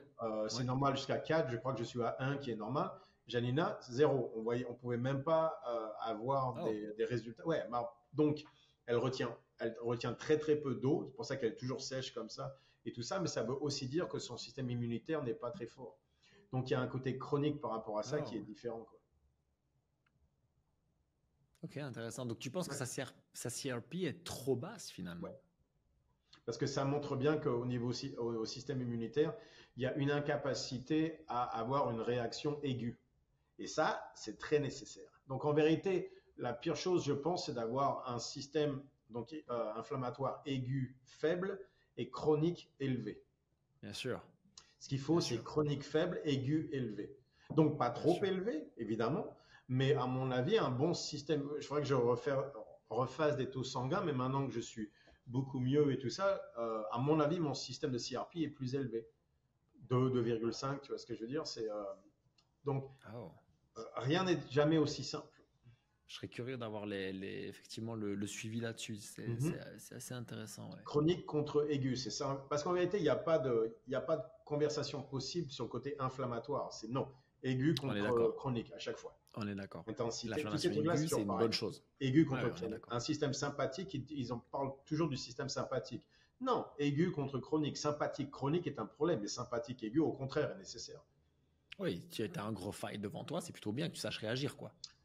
Exactement. Mais donc, à chaque fois, ils te disent, oh, moi, je suis du côté sympathique. Non, tu es du côté sympathique chronique, pas aigu. Parce que les mecs qui te disent, je suis du côté sympathique, j'en ai jamais vu un qui était capable de se tirer une bourre sur la sled, quoi. Toujours pareil. Parce qu'ils sont en chronique, c'est pour ça. Une fois que tu es en chronique, c'est ce que j'explique, que quand tu es en chronique, le problème, c'est que c'est comme si tu étais pied au plancher tout le temps. Au moment où il faut appuyer, il n'y a plus. Il n'y a plus rien. Et ils sont pied à un moment donné à un autre, tu sais, la voiture s'épuise, donc ta capacité d'arriver pied au plancher diminue. Donc maintenant, tu es pied au plancher, mais à moitié de la capacité d'avant, parce que les roues, les freins, tout a commencé. Tu vois ce que je veux dire? En vérité, le chronique, c'est que tu mets un frein à main sur ta voiture, quoi. Donc tu penses que tu as le pied au plancher, mais c'est pas vrai. Et au plus haut le côté chronique, le plus on tire sur le frein à main, quoi. Ouais, c'est une bonne image, ça, en fait. L'inflammation chronique, c'est un frein à main sur la voiture. C'est vraiment ça, quoi. 100% à fond. Ok. Ça fait plusieurs fois que tu mentionnes le principe de stress physique, cognitif ou social, et donc du coup d'anxiété physique, cognitive ou sociale. Est-ce que tu peux expliquer, moi c'est un concept que je connais bien parce qu'on a déjà beaucoup parlé, notamment dans le mentoring programme, etc. Mais je pense que c'est pas clair pour les gens qu'on peut avoir plusieurs formes d'anxiété. Oui, toujours, bien sûr. Mais enfin, rien n'est jamais aussi simple, bien entendu, mais on a mis l'anxiété dans 3 boîtes différentes, on va dire. Et c'est nécessaire parce que il faut comprendre en vérité, tout est une question de trigger. C'est une question de certaines choses vont te toucher plus que d'autres, quoi. Oui. Et donc l'idée pour pouvoir dealer avec l'anxiété, c'est de voir exactement quelles sont les choses où le côté négatif arrive et on se dit ok. Et d'autres qui comptent beaucoup. Et donc il y a 3 choses différentes. Il y a le côté cognitif, physique et social. Donc, qu'est-ce que je veux dire par là? Imagine que tu es très fatigué. Donc, tu vas être très sensible par rapport à la chose qui t'arrive, cette sensation, tu sais, de claque dans le visage. Donc, il y a 3 types de claques dans le visage où vraiment on va avoir une réaction très négative, très mauvaise. Le côté social, c'est simple, c'est je suis très fatigué, je finis le workout et les gens me regardent. Et je me dis, ils sont en train de se foutre de ma gueule. Ouais. Alors qu'en vérité, les gens te regardent parce que tu es devant le miroir et tu bloques leur vue d'eux-mêmes. Ouais, parce que, crois-moi, les gens s'en foutent. Ouais. Même si tu es par terre en train d'hurler, ils vont se demander où il s'est fait mal. Mais la plupart des gens te regardent, ils te voient par terre en train de transpirer, ils se disent, oh, il s'entraîne dur. Ça, je pense qu'ils te regardent pendant à peu près un intervalle de 3 secondes, peut-être 4. C'est ça. Mais dans ta tête à toi, tu te dis qu'ils sont en train de parler de toi, de se foutre de ta gueule et que ça va continuer pour les trains qui vont aller dans les locker rooms et continuer à parler de toi et tout ça. Ouais. Alors qu'en vérité, ils en ont rien à foutre, honnêtement. tu n'existes pas dans leur monde à eux parce qu'ils sont très, très occupés à s'occuper d'eux-mêmes. Donc, ça, c'est le côté social. Cognitif, ça serait je suis épuisé, je viens de faire un workout et je ne peux plus penser correctement. Je suis incapable de penser philosophie ou quoi que ce soit, ce qui est plutôt moi. Donc, ma grande peur, c'est toujours de perdre ma capacité de réflexion. Si j'ai pas cette capacité à vraiment, tu sais, pouvoir avoir une vue très claire des patterns, je me sens extrêmement faible mentalement. Et ça, par contre, ma claque, c'est ça, quoi. Et d'autres personnes, ça va être, j'ai fait le workout, par contre, je ressens mon épaule. Ce qui est peut-être parce que tu as fait Isabelle, tu t'es pas fait mal, mais par contre, c'est vrai que les muscles sont en train de crier. Et le premier truc, c'est oh, je me suis fait mal. Ok, je sais pas. Mais donc, le lendemain, jusqu'aux courbatures, la personne va être super stressée en disant je me suis fait mal ou pas, je me suis fait mal ou pas, je me suis fait mal ou pas. Et donc, après, les gens, bien sûr, c'est une question de pourcentage, sont un peu des trois. Mais c'est vrai que moi, quand j'ai mal partout après un deadlift ou un truc comme ça, je me dis ouais, c'est plutôt normal. Et donc, le lendemain, je me lève comme ça.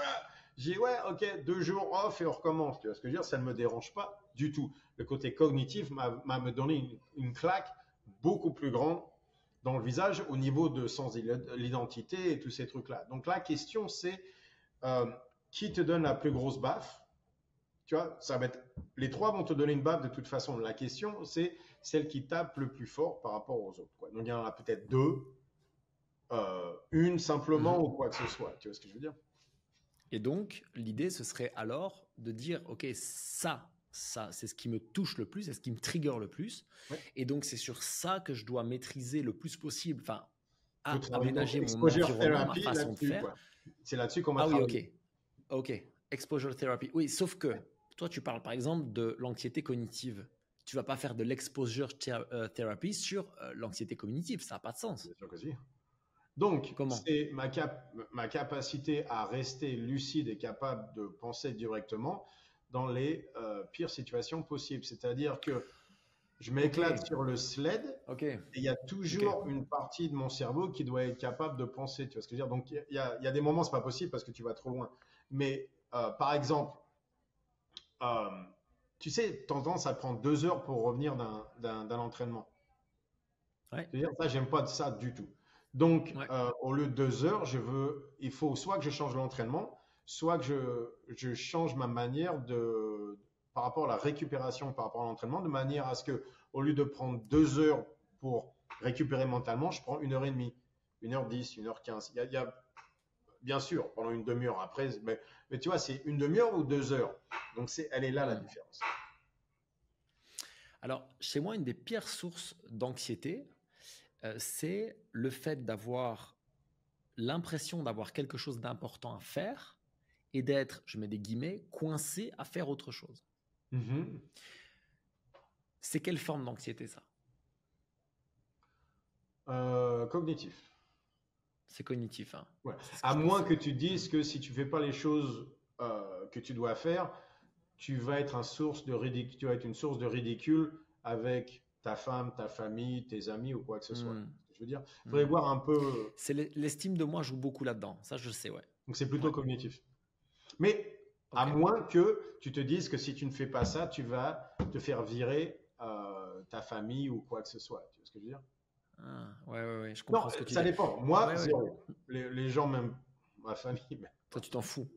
Ta famille, ça c'est bon, c'est fait. Zéro. Tu vois, j'ai bougé. J'en suis à un moment donné, tu vois.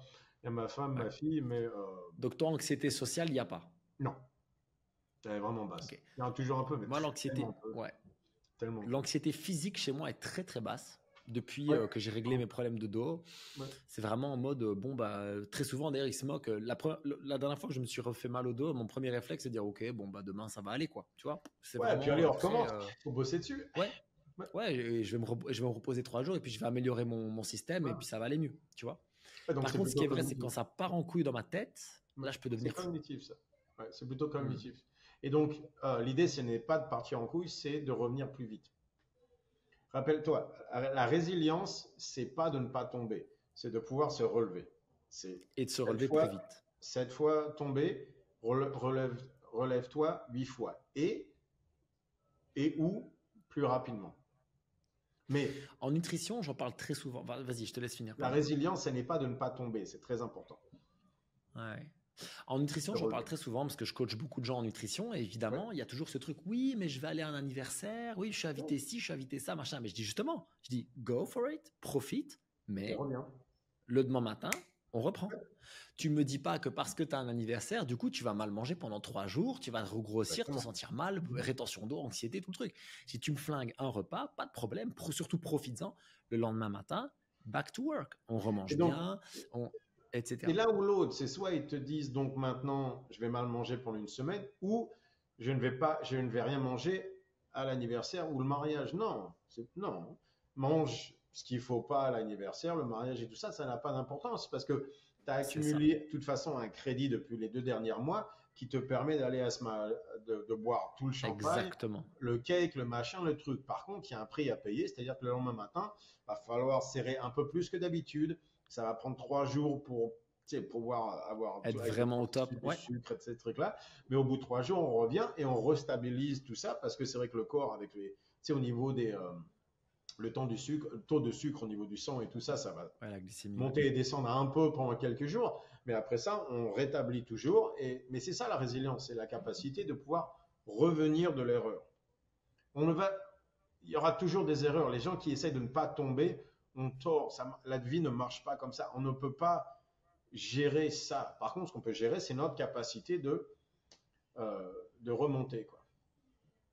Maintenant, on a un peu parlé de la cognitive et de la physique, mais je pense que beaucoup de gens vont se reconnaître dans l'anxiété sociale. Je pense que c'est quelque chose qui est très fort.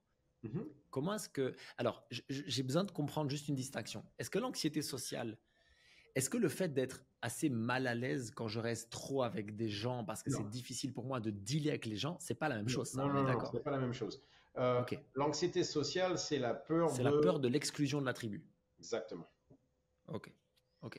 Donc, c'est comme tu dis, c'est plutôt le ridicule, c'est le fait de ne pas appartenir, de ne pas être comme les autres, etc. La honte, le ridicule, c'est très féminin en parlant de ça. Ce sont les armes féminines, ça. La honte, le ridicule, les trucs comme ça. Si tu vois le high school, les gamines de 16 ans, elles se battent pas avec leurs poings, elles se battent avec leurs mots. Et donc, à chaque fois, qu'est-ce qu'on fait? On ridicule, on crée une certaine une honte de manière à pouvoir rejeter du groupe la personne X ou quoi que ce soit. Donc, en vérité, ce qu'elles apprennent en high school, et c'est horrible à regarder, quoi. Elles sont...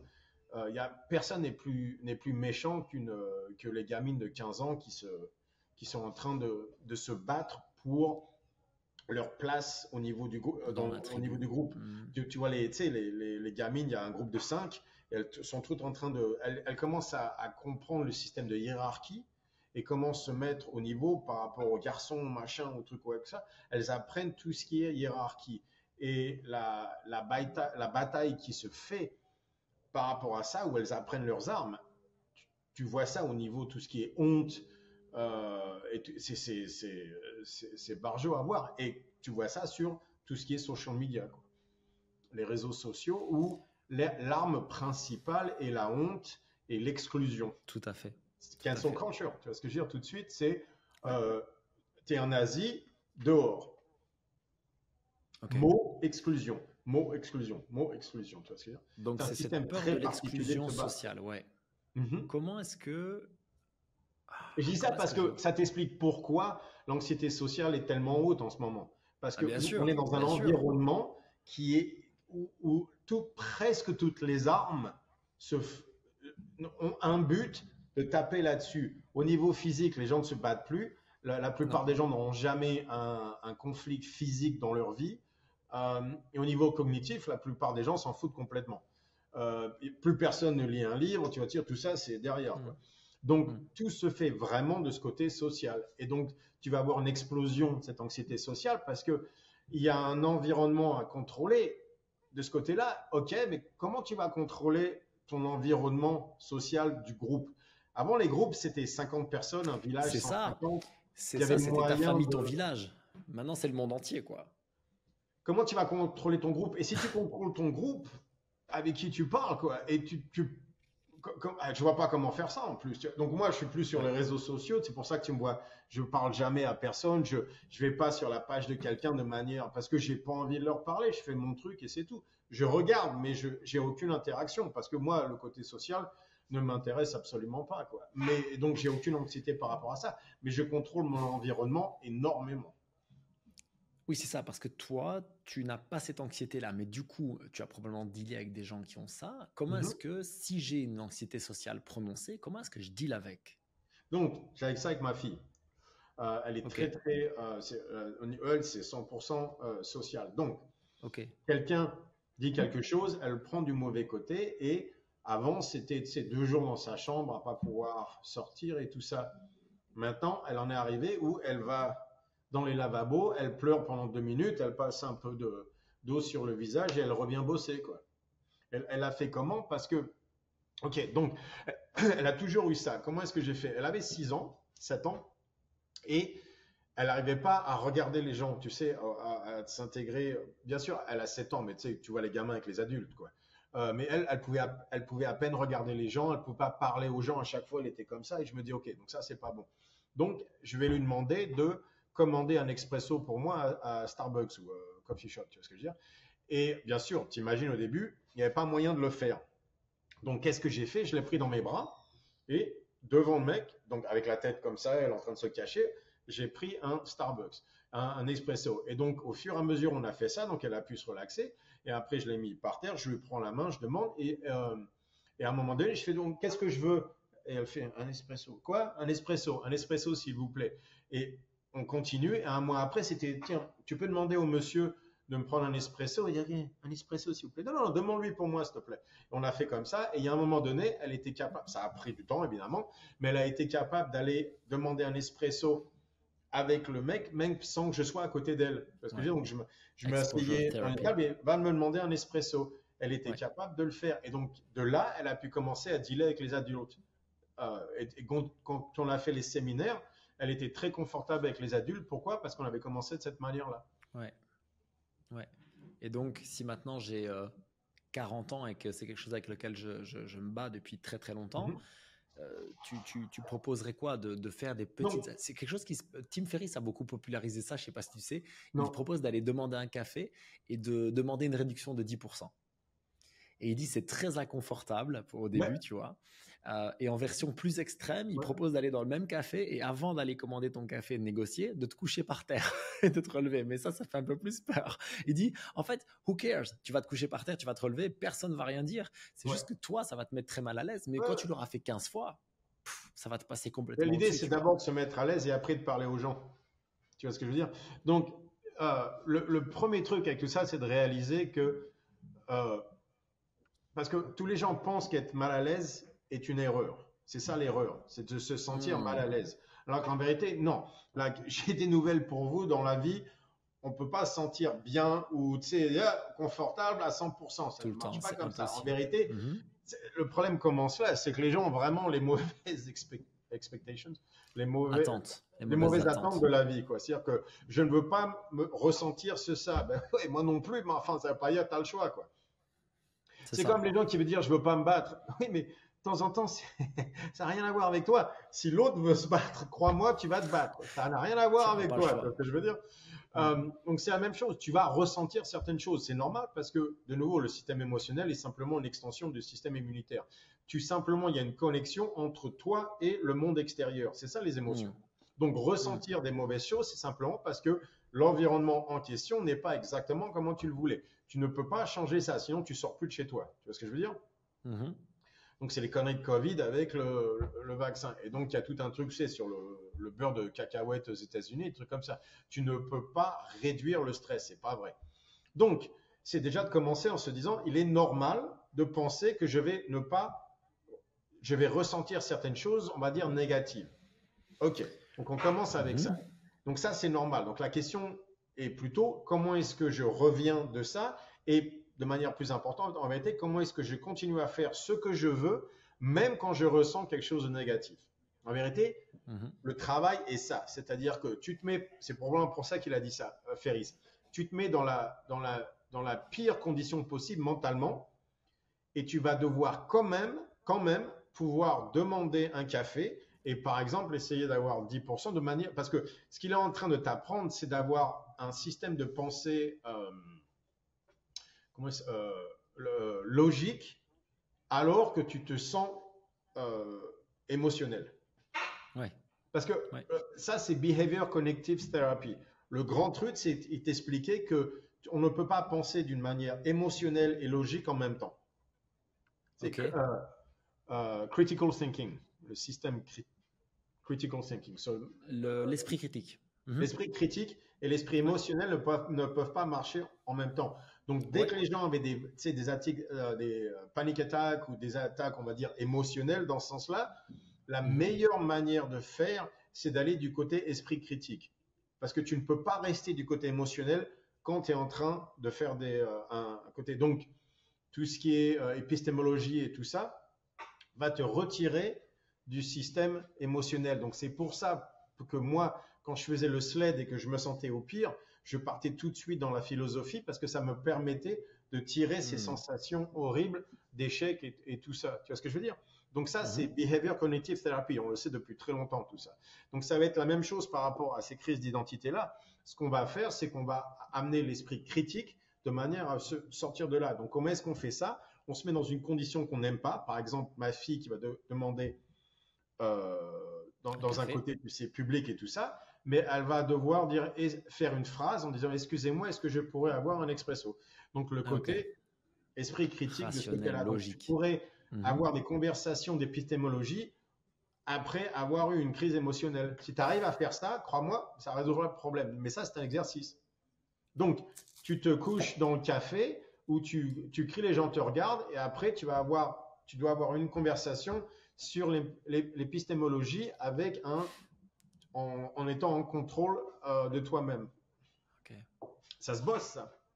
Tu vois ce que je veux dire? Ça se bosse. Ça se bosse. Oui, je le fais beaucoup à l'entraînement, ça. Je me laisse jamais partir. Donc, dès que je commence je vais sur Nietzsche ou tous les trucs, je vais dans le Mental Palace.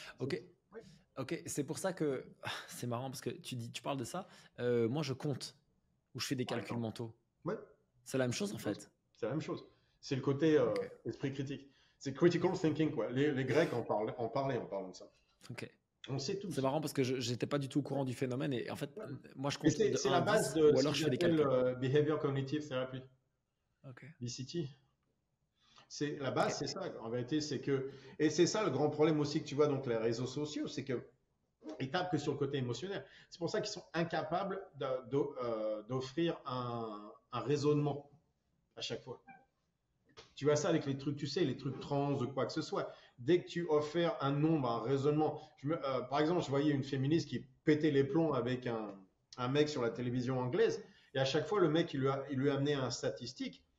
Tu vois ce que je veux dire? Ça n'est jamais rentré dans sa manière. Elle disait, non, mais les femmes et les machins et abus, tu sais, abus sexuels. Et les mecs disaient, ouais, en vérité, on a vu que, par exemple, un truc intéressant que les gens ne savent pas, c'est les abus physiques sur les gamins sont perpétués par les mères seules le plus.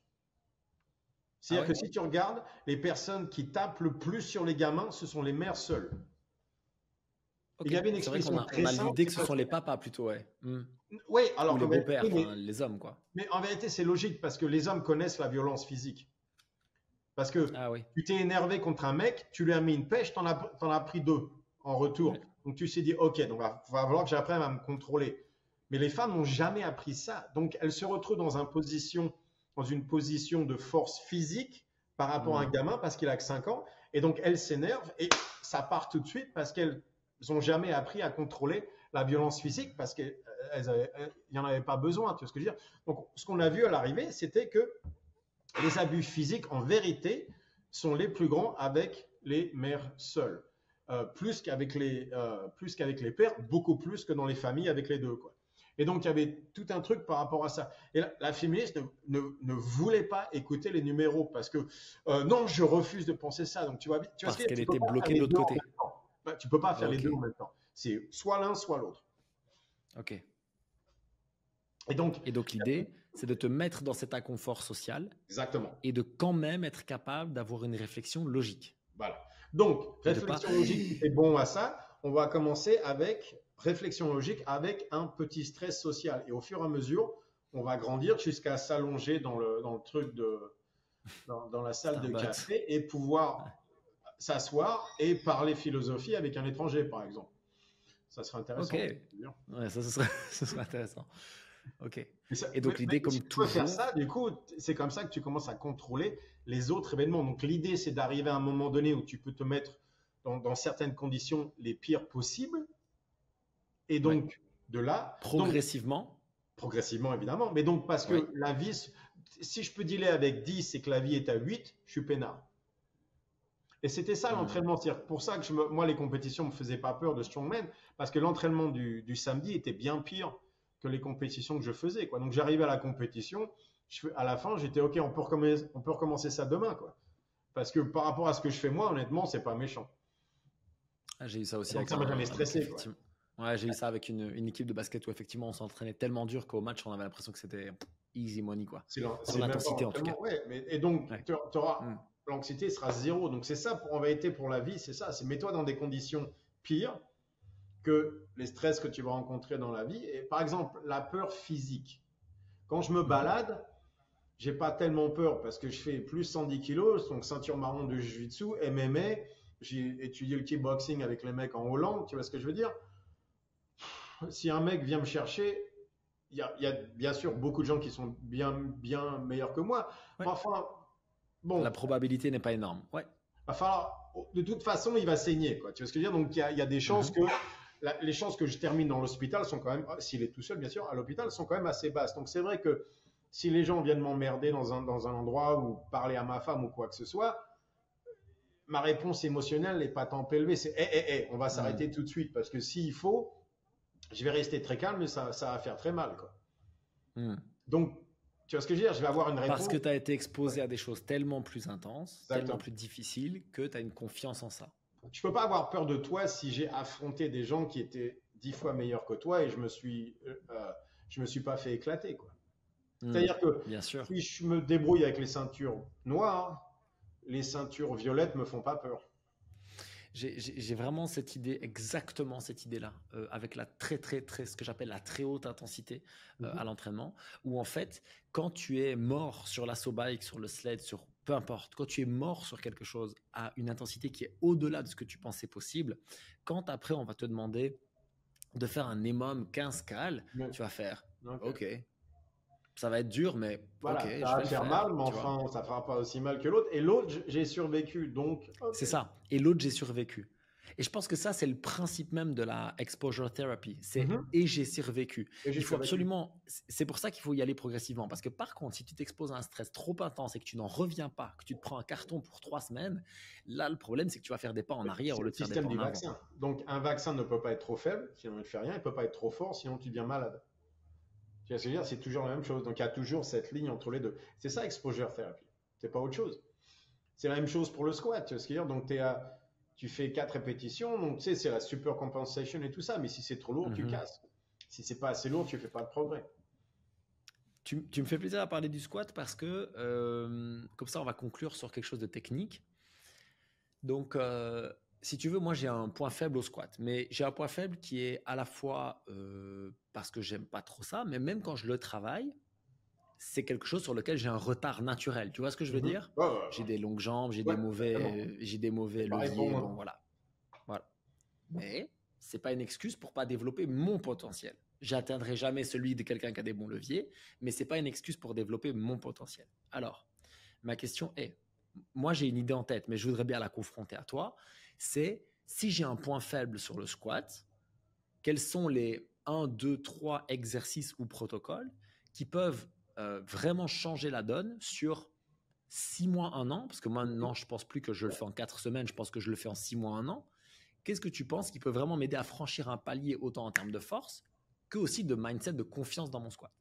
Donc, par exemple, on va dire que ton squat est bloqué pour X. Donc, X, ça peut être le côté, tu arrives à descendre, mais tu ne peux pas exploser au niveau tu n'as aucune vitesse en sortant du trou ou des trucs comme ça. Donc, il faudrait plutôt quelque chose de dynamique. Donc, pour t'enseigner à pousser les hanches vers l'avant et sortir du trou vraiment avec une grande vitesse, j'aime beaucoup le box squat pour ça. Pourquoi? Parce que Ouais. le box squat te force à te relâcher complètement et de là d'exploser. Donc c'est très très dynamique. C'est pour ça que j'aime le floor press pour le bench press. C'est la même raison. C'est-à-dire que je suis complètement relax. Et donc je le fais pas comme le West Side System. Je le fais comme Joe DiMarco me montrait, qui est le original West Side. Tu t'arrêtes alors. Tu t'arrêtes en bas. Tu te relaxes. Ouais, genre complètement. Et en vérité, on n'est jamais au parallèle. On est toujours au-dessus de parallèle. Et donc je me relaxe complètement. Je pars vers l'arrière. Même moi, ce que j'aime faire, c'est j'aime soulever mes talons du sol, revenir tu sais, aller vers l'avant, vraiment taper les talons au niveau du sol et pousser mes hanches vers l'avant. Ça, pour moi, ça marche très très bien, par exemple. Donc à ça, quelle hauteur? Je l'ai bossé ça avec Johnny Marco, avec les pieds assez proches et tout ça. Donc pas du tout le Louis Simmons système. Mais j'aime beaucoup le box squat comme ça pour tout ce qui est dynamique. Tu mets la boxe à quelle hauteur? Donc si tu parallèle, tu es au-dessus, quoi. Parallèle, juste au-dessus de la parallèle. Au-dessus de parallèle. Pas juste au parallèle, au-dessus de parallèle.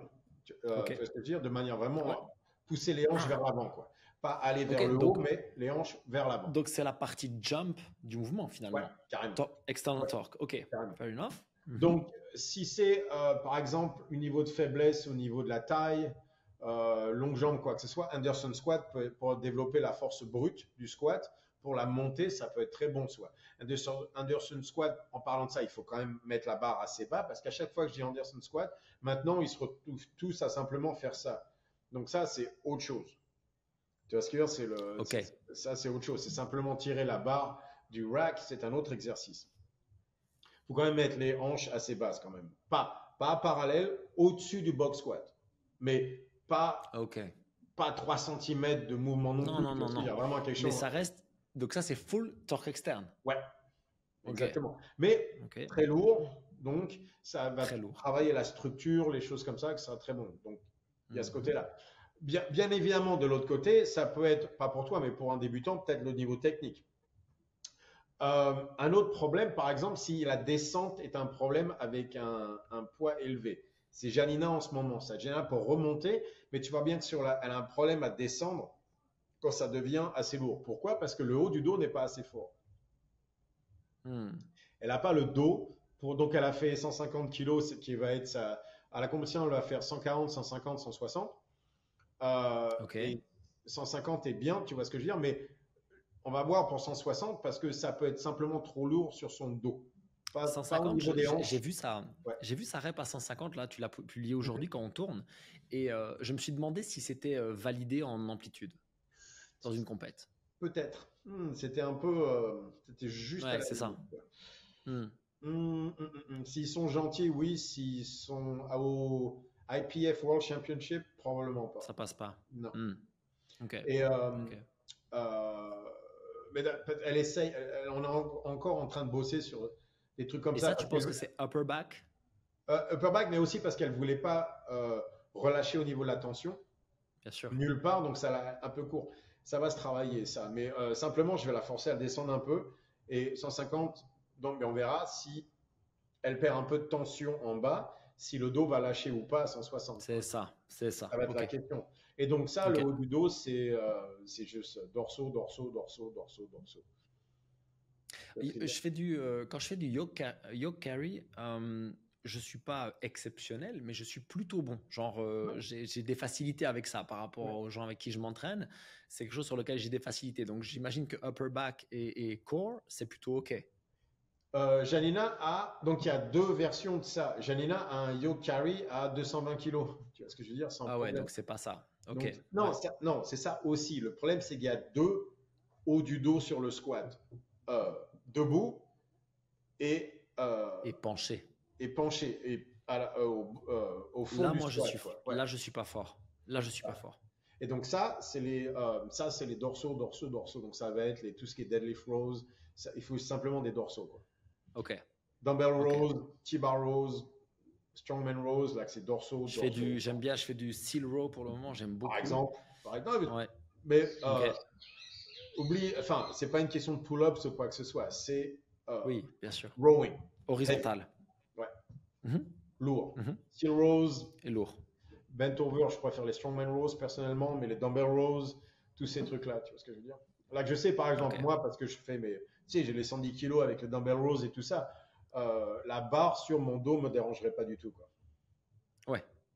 Ok. Ce serait un autre problème potentiellement. Ça veut Mhm. dire que maintenant, j'ai une dernière question là-dessus. En termes de technique, donc on a vu qu'on pouvait faire un squat full hinge, donc hinge back, Ouais, ou on peut faire hinge down, hinge up et passer en beaucoup external font torque. ça. Ouais, Alors, beaucoup font ça. Je pense que moi, c'est je préfère ça. probablement le Mais plus toi, efficace.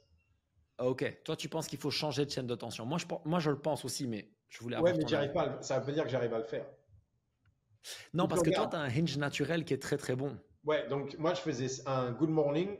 Donc je descendais avec vraiment, tu sais, Ouais, penché vers l'avant. Je mettais tout dans les adducteurs et dans les hanches pour arriver à peu près 45 degrés. Et de là, je faisais un good morning, quoi. c'est ça. Et en fait, tu vois que il y a un powerlifter français là qui fait un gros succès pour le moment sur les réseaux, etc. C'est Pana.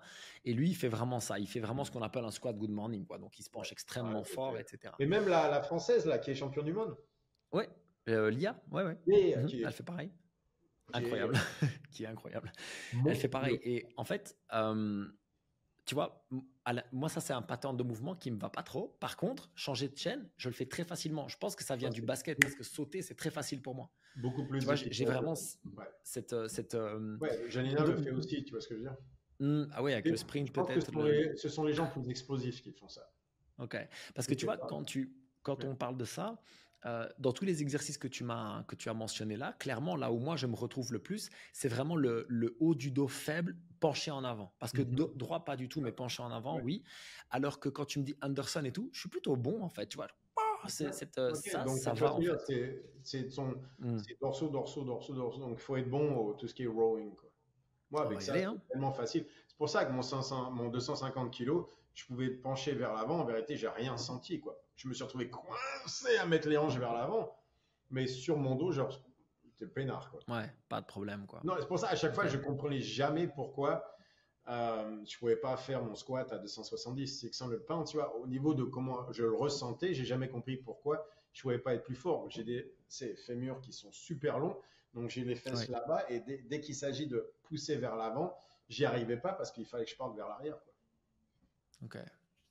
So interesting. Ok, Et j'ai pas de super, jambes. super. Donc, Je peux ça n'est pas. t'expliquer ce que c'est de pas avoir de jambes. On n'est pas au même niveau. Je n'exagère pas. On Allez, fera les ça en mai fémurs ensemble. longs. Ah, les Ouais, fémurs longs. Ouais, mais par contre, ça te permet d'éclater le yoke carry, c'est pareil pour moi. ouais, ouais, ouais, c'est vrai. C'est vrai que Donc, sur le il y yoke, a je me ça sens, aussi. j'aime En bien en parlant plus. de ça, tu sais, de se stresser par rapport à certains lifts et d'autres.